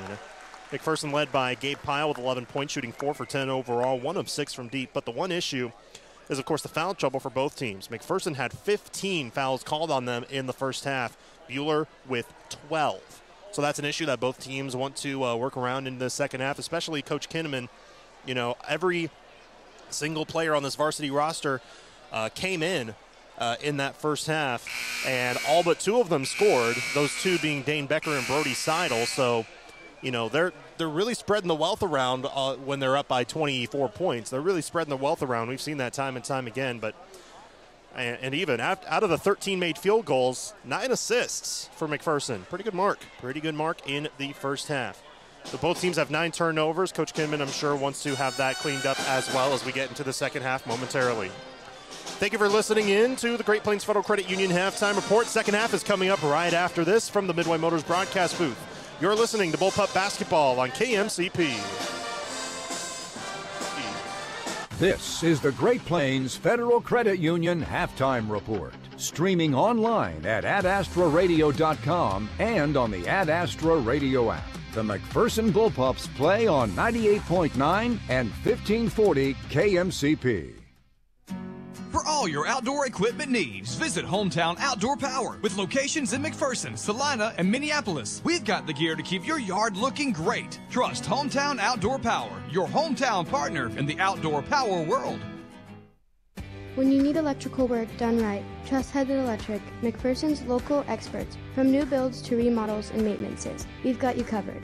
Give us a call at 620-241-3757 or visit headedelectricinc.com today. From spring planting to landscaping and fall cleanups to winter snow removal, LS Tractor is your performance pack tractor for all seasons. Our universal skid steer quick attach system makes switching out attachments a breeze, and our tough heavy lifting loaders give you added strength for any job. Start with reliability and power, stay for a wide range of capabilities, attachments, and implements. Get more features for less money. Start blue, stay blue with LS Tractor. Visit Moundridge Tractor, where customer service has been our business since 1985. 98.9 and 1540 KMCP. Second half action just about a minute away here at the Roundhouse. The Bullpups lead 38-14 over the Buhler Crusaders in this boys basketball matchup McPherson with a really terrific first half, shooting, again, pretty good mark at about 45% in the first half, while holding Buhler to making just 2 shots on 20 attempts.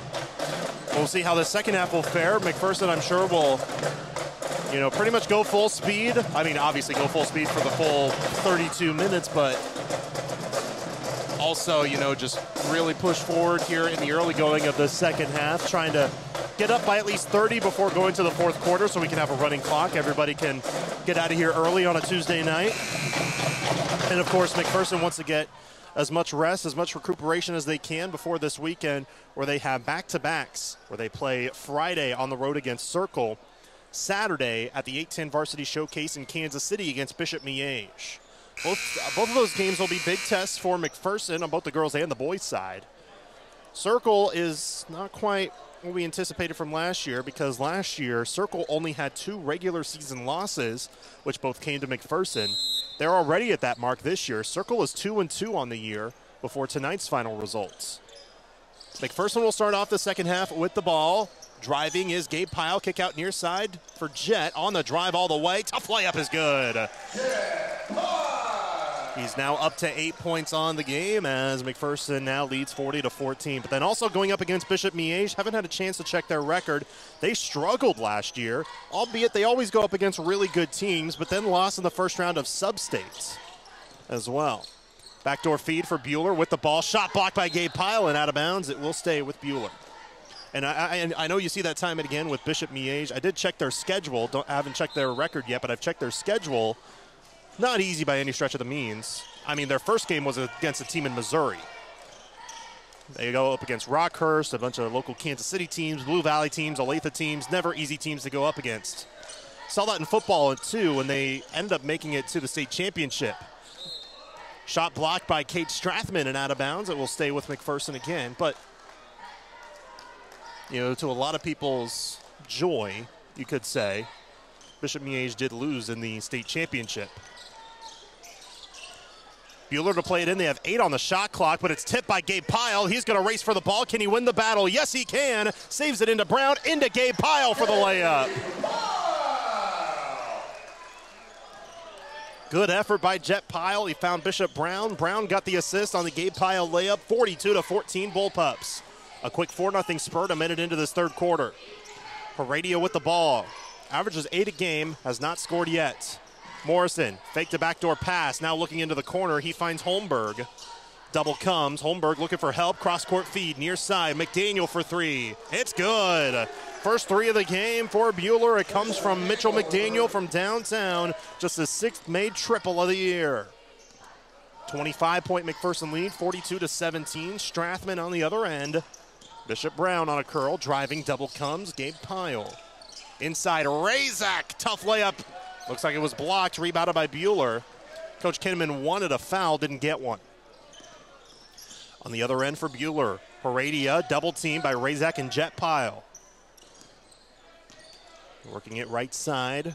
McDaniel back near side. Heredia slowing down the tempo. Heredia drives on Jet Pyle. Layup, hits the side of the backboard. Razak the board, just pushes it ahead. Wanted to get Bishop Brown instead. It goes right to the McPherson bench and out of bounds. Still 42-17 McPherson. 5:56 to go, third quarter. Into the backcourt it goes for Heredia. Morrison will just fire from the elbow. High-archer off the bridge, off the side iron, rebounded by McPherson. Jet Pyle up ahead. Gabe Pyle left wing. Inside spinning, shooting, just missing. Razak tried to keep it alive, tipped out of bounds off Buhler, they say. So McPherson will keep it. They'll have a fresh shot clock. 5:33 to go. Head coach Eric Tate in his first year at Buhler said watch the lob because there was one earlier in this game. They don't do so. Gabe Pyle on the left wing finds Brown into the corner for a triple. Too strong, rebounded by Buhler.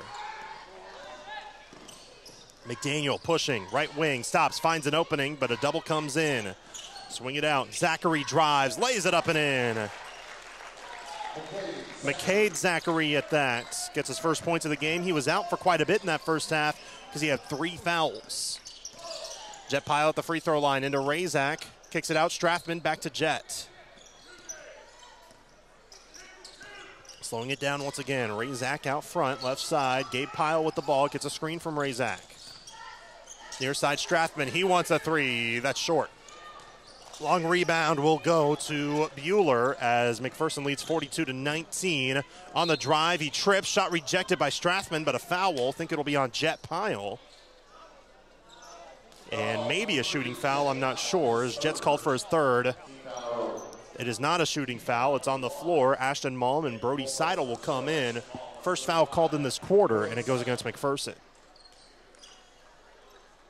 Seidel and Malm come in for Razak and Brown. Buhler to play it in under the basket. High inbound, tipped into the air. It's taken off the carom by McDaniel, who lays it in. Only 2 made buckets in the first half for Buhler, 3 already in this quarter. 42-21 McPherson, 4:25 left. Malm left side for Jet Pyle, bounce pass to Gabe. Crossing over, the 6'6" shooting guard holds the ball and kicks it out front to Jet. They'll slow it down and run a play. Jet with 8 points. Gabe Pyle leads with 13. Pass tipped. Strathman keeps it alive. Jet Pyle gets bumped and a foul called as they dive for the ball right in front of me. Foul will be called on Mitchell McDaniel, which will be his third, team foul number 1, and McPherson will get a fresh shot clock. Asher Zachary will now come in for Buhler to replace his twin brother, McCade.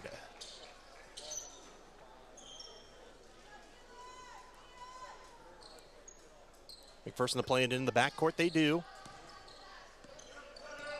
4 minutes to go. Again, a fresh shot clock after the foul. Gabe fakes, kicks it left side for Malm. Right-handed waist-high dribble. Now Jet wants to drive. Baseline held up. Malm in the corner, back to Jet. Behind the back he goes, splits through defenders. Inside Strathman, dumps it inside. Jet Pyle lays it up and in. Good feed. That time, believed by Strathman. Jet Pyle rewarded with the deuce. 44-21. On the other end, Heredia still scoreless. Had it poke loose. It finds McDaniel off the carom. A tip ball, and now on the deck in the paint and taken away by Malm. Here comes McPherson. Gabe inside. Seidel. Double team back out to Gabe. And now they'll slow it down again. Malm driving. Floater. Short. Rebounded by Buhler. May have been blocked. Not sure.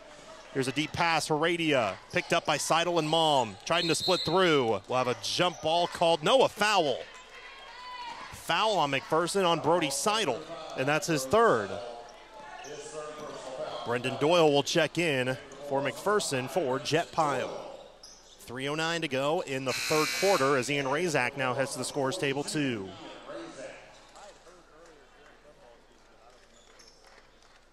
Razak in for Seidel.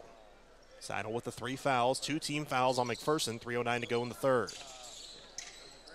Zachary looking to play it in and does with a lob inbound near the elbow to Morrison. Now McDaniel near side, thought about it now, fires a deep 3, misses short, rebounded by Strathman.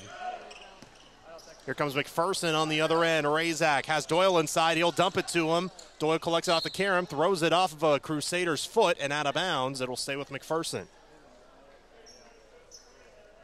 Still just a 23-point lead for McPherson. I say just. Of course, it has to get to 30 when we reach the fourth quarter for there to be a running clock, which, of course, will be any time in the fourth quarter. McPherson to play it in on the baseline to the left of the basket. Strathman scanning the floor, high inbound for Malm. And they'll work it around the perimeter. Good ball movement again by McPherson, who's only scored 6 points in this quarter. Buhler scored 7. 2:40 left. Malm fakes, kicks it in. Razak wanted to kick it inside, instead out. Pyle fires from the elbow. Perfect. Gabe Pyle now with 15 points. Still 9 points shy of his average, though, with 2:20 to go in the third. 46-21 McPherson. Heredia guarded by Malm, 0 guarding 0. Inside, Morrison, tough layup, crawls in, and he's fouled. Julian Morrison with his first bucket of the half. He's got 6 points. And foul will be called on Kate Strathman, his third. Jet Pyle's back in, so is Bishop Brown for Strathman and Malm.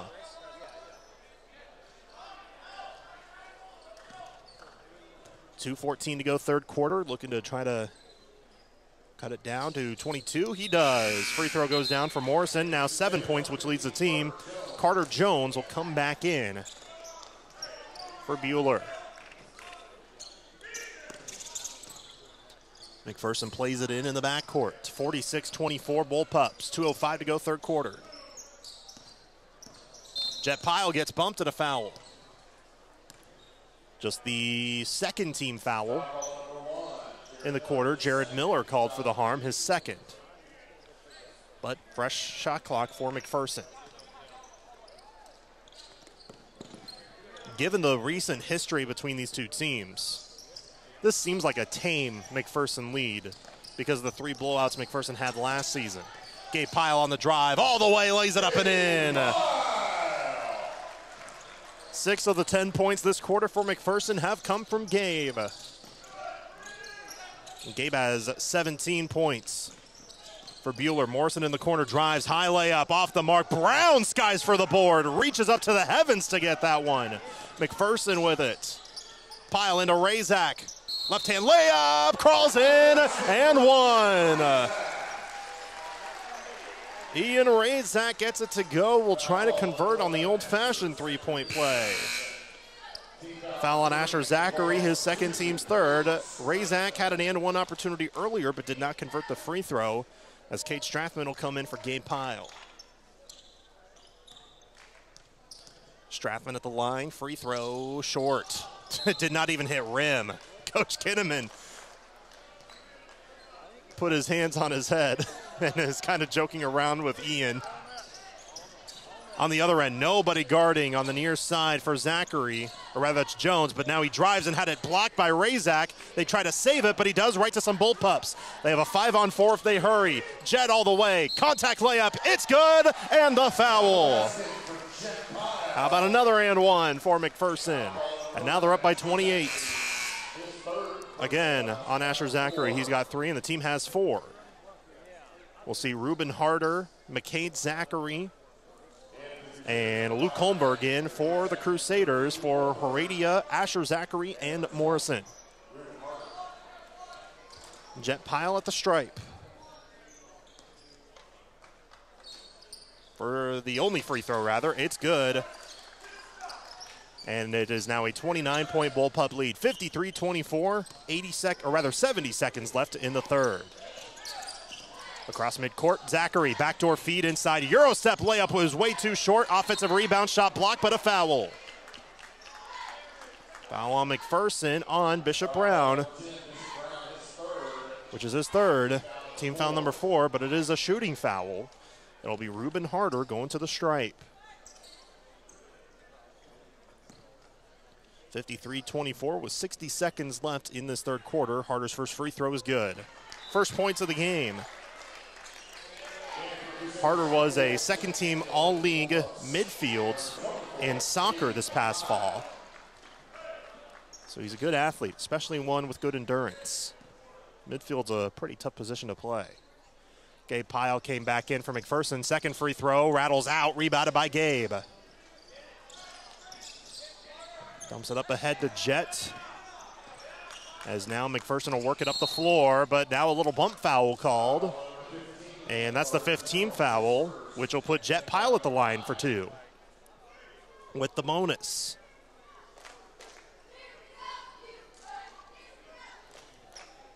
Pyle was good on his last trip, which was an and one just a few seconds ago. Chance to tack on 2 more. He has 13, make it 14 points. First free throw is good. And he's been a guy that has just been a terrific leader as well. And bear in mind, Bullpup fans, he's a junior. Second free throw is good as well. 55-25 McPherson, 51.5 to go third quarter. 2 clocks separated by about, if I can get my math right, about 16 seconds. On the drive, on the other end, tough floater, misses, offensive rebound, Harder lays it in. Now the 2 clocks separated by about 0.2 of a second. Jet Pyle controlling the point, McPherson up by 28. Gabe Pyle on a curl, inside, kicks it out, Brown back out front. Jet will just drive it himself inside. Razak missed the layup, but he's fouled. Razak went down hard, but he'll get some help up, and he'll head to the stripe for 2. Foul on Holmberg is second. McPherson has gone to the line now. This will be the 19th and 20th attempts. First free throw, just grazed front iron. Razak is 0 for 3 at the stripe in this one. He's now 5 for 14 on the year. Second free throw, good. Finally one goes down at the charity stripe for Ian. 56-27 McPherson, 17 seconds. Shot clock is dark here in this third quarter. On the near side, Jones with a right-handed dribble, 8 seconds, driving, blocked. Ball tipped high into the air. Buhler gets it back inside. They give it up. It's a steal. Up ahead, Gabe. Less than a second. Just floats it up. Just misses. And that's the end of the third quarter. 56-27. McPherson leads. No running clock yet when we get to the fourth, unless McPherson gets up by 30 short after the beginning of the fourth quarter. But McPherson leads 56-27, a 29-point lead. The fourth quarter is next. From the Midway Motors broadcast booth, you're listening to Bullpup Basketball on KMCP. Blue Stem Pace, with locations in McPherson and Hutchinson, is taking referrals now. At Blue Stem Pace, a program of all-inclusive care for the elderly, people age 55 and better with complex medical issues can take advantage of services to better manage medical issues and have opportunities for social activities, prepared meals, and more. Don't face your health challenges alone. Blue Stem Pace is ready to help seniors live well at home. Learn more by calling 844-588-7223 or go to www.bluestempace.org. 98.9 and 1540 KMCP. 56-27, McPherson leads through 3 quarters of play. Fourth quarter starting in just a couple of moments. Again, no running clock yet. You have to be up by 30. McPherson is up by 29. Here as we start off the fourth quarter, Buhler will have it first. This is the largest lead of the game for McPherson as they are led by Gabe Pyle, 17. Jet Pyle is behind him with 15. The two Pyle cousins working together once again. Conspiring to get a win, as many opponents would say. Heredia on the drive, misses the layup. Long rebound tip, McPherson has it, and Gabe Pyle gets tripped. And he'll just, he held out his arms full on spread eagle as he slid across midcourt. Turned the basketball floor into a slip and slide. Foul called on Reuben Harder, his third, team foul number 1 in this fourth quarter. McPherson scores in this possession, then we head to a running clock for the rest of the game. Brown high pass into Strathman. Lowers the shoulder, blocking foul called. Believe it's on the floor. As a foul will be called on McCade Zachary, that is his 4th. No, they did call it a shooting foul. So Cade Strathman's going to the stripe for 2 shots. Figured that was on the floor, at least looking at it, but the officials say no. First free throw goes down. And now there'll be a full platoon swap for McPherson. Ashton Maum, Paxton Ingalls, Brody Seidel, Brendan Doyle. Replacing 4 of the starting 5. The other member is at the free throw line. But Cole Cooper will come in for him if he makes this. Free throw, good. He does make it. Now Cole Cooper comes in. And now it'll be the bench in, and you maybe have heard the cheer after the public address announcer said there'll be a running clock for the rest of the fourth quarter. McPherson up by 31, 58-27. Clock will only stop on an injury or a timeout called by a coach. Or player, I guess. Foul on Ashton Malm for reaching in. He's called for his 3rd. But a good all-around performance for McPherson. Dane Becker and Brody Seidel are the only Bullpups on this varsity roster that have not scored in this game. Buhler to play it in, they do. In the paint, turning hook shot won't go. Rebounded by Ingalls, and a fight for the ball. We'll have a jump ball called. The arrow to McPherson. 6:45 and ticking.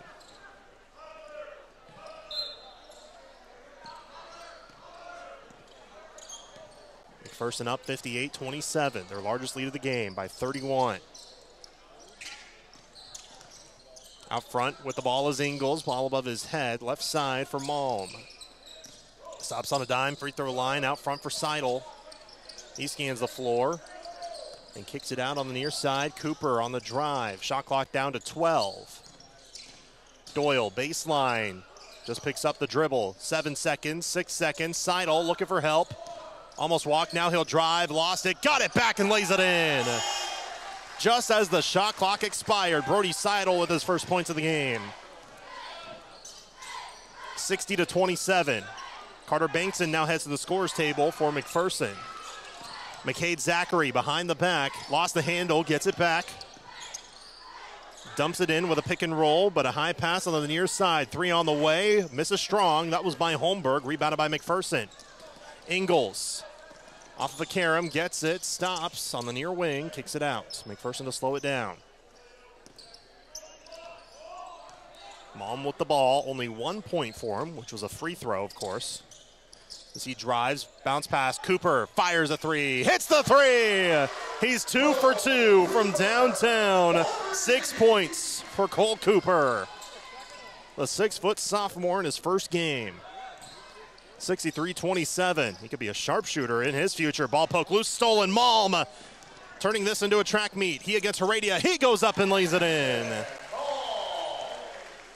3 points for the sophomore in this game. Now the Bullpups are up by 38. 65-27 the score. 4:55 left as Dane Becker will head to the scores table as well. They'll check in on the next dead ball, both he and Bankson. Heredia with a left-handed waist-high dribble, driving, stopping, floating, missing. Rebound fought for. Malm gets it off the Karam. Near side, Cooper bounce pass intended for Seidel, but it's stolen away by Harder. 4.5 minutes left, and now we'll have a foul called on Brendan Doyle, I believe. It's also a good chance to get some substitutions in. It is on Doyle. As again, Carter Bankson and Dane Becker are in. Brody Seidel and Ashton Malm check out. Also, Asher Zachary is back in for Buhler. 4 minutes left, and the Bullpups lead by 38. Again, Dane Becker is the only varsity player who has not scored for McPherson. Can that be changed? On the drive, layup. Morrison misses, but he's fouled. He'll head to the line. We'll call that one on Dane Becker, his second foul. Again, clock ticking. We are on a running clock for the remainder of this game. At the free throw line, Morrison. 3 for 3 at the stripe, make it 4 for 4. First free throw is good. He's been a bright spot for this Buhler squad moving forward, as they'll have Mulvane on Friday. Second free throw is good. And now checking in will be the Chance twins, Nick Chance and Zach Chance, the 6'4" sophomores, replacing Mitchell McDaniel and Luke Holmberg.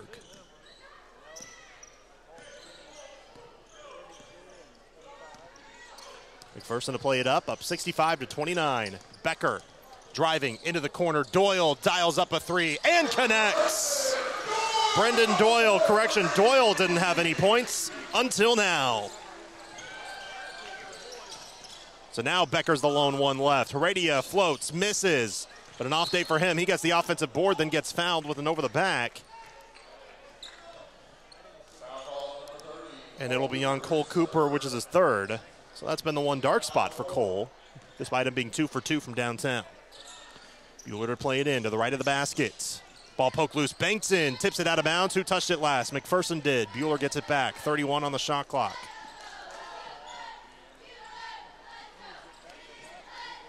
.2:15 and counting left in this game before McPherson improves to 3-1 before this busy weekend. Looking to play it in, they do. Nick Chance, cross-court feed to Asher Zachary. Out front, Morrison off a handoff. Scanning the floor, Heredia. Bounce pass stolen away by Doyle. He's got Becker. Give it into him. Give it into him. No, he just takes it himself and lays it in. I want so bad for Dane Becker to score.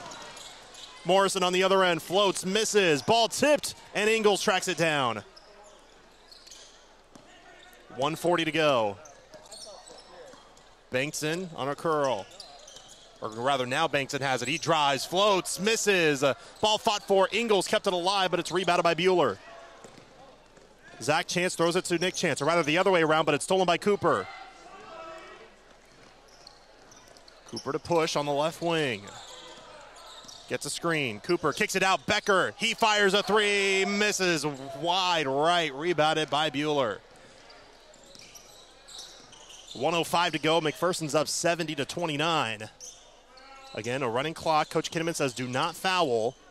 A spin, a floater, misses off the window. Offensive rebound, but a foul called on Carter Bankson. His first team foul, number 5, so free throws coming in for Asher Zachary. So unfortunately, it looks like Dane Becker might not get those points unless there's a layup as time expires, but I doubt that'll be the case because if there is time left, McPherson will just likely wind the time down. The shot clock is turned off as the first free throw does not go down, as McCade Zachary and Carter Jones will come in for Isaiah Heredia and Julian Morrison. 25 seconds left. Again, running clock. So even with these free throws, it'll continue to run. Zachary's second free throw is up. It's good. He has 5 points. And 10 seconds left. They'll just cross midcourt. Cooper will just dribble it out as McPherson gets a blowout win, something that'll boost their confidence heading into this weekend with a rival win over Buhler. And they go 1-0 in divisional play to start off. Final score, McPherson 70, Buhler 30 here at the Roundhouse. Bullpup Locker Room Show is next from the Midway Motors broadcast booth. You're listening to Bullpup Basketball on 98.9 and 1540 KMCP. Coverage of Bullpup Basketball continues next with the Bullpup Locker Room Show. Stay tuned as we name tonight's play and player of the game. The McPherson Bullpups play on 98.9 and 1540 KMCP. Are you done with punching the clock or constant work travel? Do you have 15 or more acres? Find freedom by joining America's #1 free-range egg brand, Happy Egg. Happy Egg is looking for growers to raise happy hens. Happy Egg offers startup and new flock cost support and yield-based compensation. Work from home. Work for yourself. Feed America. Visit happyeggfarms.com today for more information. Happy Egg is a proud supporter of McPherson County Athletics. When quality of care matters, let the compassionate and professional staff at Hospice and Home Care of Reno County serve you. We are committed to the well-being of our community because we are your neighbors and friends. We provide services such as home health, hospice, private duty, palliative care, and voice care. Count on us to provide your in-home health care services wherever you consider home. Hospice and Home Care of Reno County, your local not-for-profit agency serving a 50-mile radius of Hutchinson. We care how you live. For over 80 years, Farm Bureau Financial Services has served the unique needs of the ag industry. We get to know you and your operation, providing coverage for your farm, ranch, machinery, crops, livestock, and so much more. Find out why we've been the #1 ag insurer for 25 years. It's your future. Let's protect it. Call Farm Bureau agent Luke Bauer in McPherson at 620-241-0225. #1 ag insurer across our territory, 1996 to 2021 SNL PNC Group Direct Written Premium. Hi, I'm Carly Sutton with First Bank Kansas, where we're committed to making your home a reality. Picture this, your dream home perfectly within reach. With our flexible and affordable home mortgage options, we're here to turn your dreams into possibilities. Whether you're a first-time home buyer or looking to refinance, First Bank Kansas is more than just a lender. We're your dedicated partners in building your future. Our personalized services ensure that your mortgage aligns with your unique needs. Don't delay. Let's make your dream home a reality at First Bank Kansas. Member FDIC, Equal Housing Lender. 98.9 and 1540 KMCP. Welcome into the Bullpup Locker Room Show as McPherson wins 70-30 over the Buhler Crusaders here today. An overall offensive onslaught where McPherson finished shooting 25 of 48, 52% on the floor for the Bullpups. They did finish 5 of 19 from deep for 26%, 68% at the line, 15 of 22 McPherson's leading scorer, of course, was Gabe Pyle. He had 17 points, 4 rebounds on the game, 2 steals and an assist, shot 7 of 14 overall, 1 of 6 from deep, 2 for 2 at the free throw line. Jet Pyle had 15 points, 4 for 7 shooting, 0 for 2 from deep, 7 of 9 at the charity stripe. And then 9 points for Ian Razak to go along with 7 total rebounds, 5 points for Brendan Doyle, 6 points for Cole Cooper, 4 points for Bishop Brown, 3 points for Ashton Malm, 3 points for Carter Bankson, 2 points from Brody Seidel, 2 points from Paxton Ingalls, and 0 from Dane Becker. For Buhler, they finished shooting 7 of 42 for 16%, 1 of 10 from deep, that's 10%, and 15 for 22 at the stripe, 60%. Their leading scorer was Julian Morrison. He had 9 points on the game, 3 rebounds as well, 5 points for Asher Zachary, 6 points for Mitchell McDaniel, 3 points for Ruben Harder, 2 points for McCade Zachary, 1 point for Jared Miller, and 0 for Isaiah Heredia, as well as Carter Jones, Nick Chance, and Zach Chance. So that's pretty much the overall offensive numbers as McPherson improves to 3-1 on the season here today after this win. We'll step aside and we'll be back in a moment to talk with head coach Kurt Kinnaman. You're listening to Bullpup Basketball on KMCP. Your home for McPherson Bullpup Basketball. Find exclusive stories and streaming audio online at adastroradio.com or download the Ad Astra Radio app. 98.9 and 1540 KMCP. The Bradbury Company in Mound Ridge is recognized as a leading global equipment supplier for products like grain bins, steel framing, garage doors, metal roofing, and more. The Bradbury Company is a proud supporter of local schools and student athletes and wishes best of luck to all the teams. Hutchinson Community College is enrolling now for spring. Take classes in Hutchinson, McPherson, Newton, or online. They're affordable, convenient, and flexible. Call 888-GO-HUTCH or email admissions@hutchcc.edu today. Experience the best in customer service when you call Alliance Agency, Inc. for a Buckeye Insurance Group personal insurance quote. Alliance Agency, Inc. can provide insurance coverage to meet your family's needs. Protect your financial future by calling Alliance Agency, Inc. at 620-241-0213. Buckeye Insurance Group and Alliance Agency, Inc. working together to protect you. Vince Lombardi once famously stated, "Individual commitment to a group effort is what makes a team work, a company work, a society work." I'm Keith Razak, and along with the insurance team at Farmers Alliance, we're cheering on all the local competitors this season. Your passion for the game and loyalty to your school fill us all with the sense of pride. Thanks for showcasing top-notch sportsmanship and talent, influencing our community in a positive way. Just remember, at Farmers Alliance, through it all, we're your biggest fans. Parking lots and driveways can be expensive to install. This is Derek Fees. Let APAC Kansas Shears Division help you properly maintain these investments. Patching, crack filling, sealing, and striping are just some of the services we provide. Call APAC today at 620-662-2112. 98.9 and 1540 KMCP. Welcome back into the Bullpup Locker Room show as McPherson wins 70-30 over Buhler to start off 1-0 in divisional play. We're joined now by head coach Kurt Kinnaman. Now, Coach, spread of the wealth on offense. There's only one player that did not score, and that was Dane Becker. He had a couple opportunities. He had a chance. He had a chance, but he airballed a 3. So, but you know, pretty good blowout in this one after a couple of closer games than you would have liked. How did this one feel? Well, it was a little more comfortable. Mm-hmm. It's nice when you can get everybody on the floor and get everybody time. And, you know, how good were we defensively the first half? I mean, if we didn't foul them like crazy, you know, we give up 2 field goals the whole half. And, you know, that's one of the things that we really kind of pride ourselves on is not letting somebody do something easy. And I'd seen, you know, in their previous games that, you know, if you just allow somebody to run their offense and pass the ball around the perimeter, it doesn't make them feel any game pressure. And I thought our guys did a really good job of bringing some game pressure to them. You know, we have a goal chart, and we reached all of our team goals except our goals shoot 70% from the line. We were 68.2. So, We almost got all of them. Mm-hmm.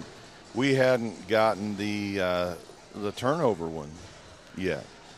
And we only turned it over 5 times tonight, which is outstanding. So a lot of good things. I love it when teammates cheer their own teammates on. I thought we did a nice job with that. Our bench kids did a good job. Carter Bingston passed up a couple, and finally I called him over to the side and told him, if next time you don't shoot it, you're coming out, because we know you can do that. And so it was great to see some of our bench players. Cole made a 3. Brendan maybe made 2. Cole made 2. Cole made 2. Brendan made 1. Brendan made 1. So that's good to see. And Brendan, had some better moments and did a nice job. So he's a kid that gives everything he has, and happy for seniors being able to do that. Brody, we somehow the ball ended up with Brody in a fast break opportunity going down the floor, and he fumbled it 6 times and then caught it and scored. So you can tell he's a football player getting on that fumble, but did a really nice job. And it's nice to be able to rest some guys because it's a big week. Circle's going to be a good test, and then obviously Miege is a different looking team than they were last year. I don't know how that happens, but apparently they had some move-ins or something. So, good night. Feel good about it. New coach for Buhler, and it's kind of nice to introduce them to the Roundhouse a little bit. And great crowd tonight. Big crowd. We need to have little girls cheer every week, every game. I'm sure the cheerleaders, if they can make money off that, that'd be awesome. But proud of our guys. Yep. Good job. They had nobody in double figures. So, defensively, I thought we were really good. Mm-hmm. I'd like to see us shoot it better from the perimeter. But, hey, win's win, and we're happy with it. Absolutely. And, yeah, you said the perimeter, 26% from behind the arc, but 52% overall. That's a good mark, especially the last 2 games. 61% against Andover, 52 today. Are shots just falling, or is there just something in the game plan that's really helping you out on the offensive end? Well, they're doing a good job of moving the ball, and we're getting open looks. So I'm pleased with how we're moving the ball. If I was Ian, I'd be a little bit irritated that we're not throwing it inside more often, especially the way that they playing behind. So we'll work into practice tomorrow, some fake a pass, make a pass, throw the ball into the post, and then we got to have whoever's the guard on the backside has to dive there, and Ian will pass them the ball, and hopefully we'll get a bucket out of that. So I'm hungry. I am too. So we'll go ahead and get us out of here. Coach, thank you for taking the time. Busy weekend. We'll see you on Friday. All right. Sounds good. Thanks. That's head coach Kurt Kinnaman of the boys basketball team. And before we get out of here, it's that time to talk about the Happy Egg Co. excellent play of the game. And I'm going to go with the lob inbound dunk that was dunked home by Gabe Pyle towards the end of the first half. He definitely had a big one there. So that one is the Happy Egg Co. excellent play of the game. The player of the game is also going to go to Gabe Pyle. As he had 17 points, shot 7 of 14, 1 of 6 from deep, which Coach Kinnaman talked about that he needed to work on, but we'll see how that goes in the future. So he is the People's Bank and Trust player of the game. But first, about Happy Egg Co., visit happyeggfarms.com to learn how you can help feed America. And for People's Bank and Trust, since 1898, community banking at its best. I'd like to thank our partners, Hutchinson Community College, Alliance Agency, APAC Shears, Raleigh Insurance, Idea Tech, Poop Squad, McPherson Dental Care, Schmidt Electric, Ag 360 Insurance, RC Heating and Cooling, Glenn Edgar Wiggins Funeral Home, Great Plains Federal Credit Union, Edward Jones McPherson Art Shirt Gear for Sport, McPherson Center for Health, Freddy's Frozen Custard, Next Tech Wireless, and McPherson High School Booster Club. That's going to do it for us here at the Roundhouse. They're back in action on Friday as they will be up against Circle High School on the road. And then Saturday at the 810 Varsity Showcase at Shawnee Mission Northwest against Bishop Miege. That one's coming up this weekend. But first things first, on Friday, we'll have action against Circle. You can hear that right here on KMCP. But until then, this is Lane Gillespie saying so long. Thank you for tuning in here on this Tuesday night. And we're back this Friday. And we'll see you then right here on 98.9 and 1540 KMCP. At Midway Motors, we are here for you for every mile of life. Whether you're shopping for a new or used vehicle or selling one, Midway Motors will buy your vehicle even if you're not in the market to buy one of ours. Just stop by one of our 5 locations and one of our appraisers will evaluate your vehicle and you can leave with a check the same day. It's fast and easy. Visit MidwayMotors.com for more information. Midway Motors, for every mile of life. Your home for McPherson Bullpup Basketball. 98.9 and 1540 KMCP. For more Bullpup coverage, find exclusive stories and streaming audio online at AdAstraRadio.com or download the Ad Astra Radio app. This has been a presentation of the Ad Astra Sports Network, leading the way in regional sports coverage. It's basketball season, and that means the McPherson Bullpups are on 98.9 and 1540 KMCP.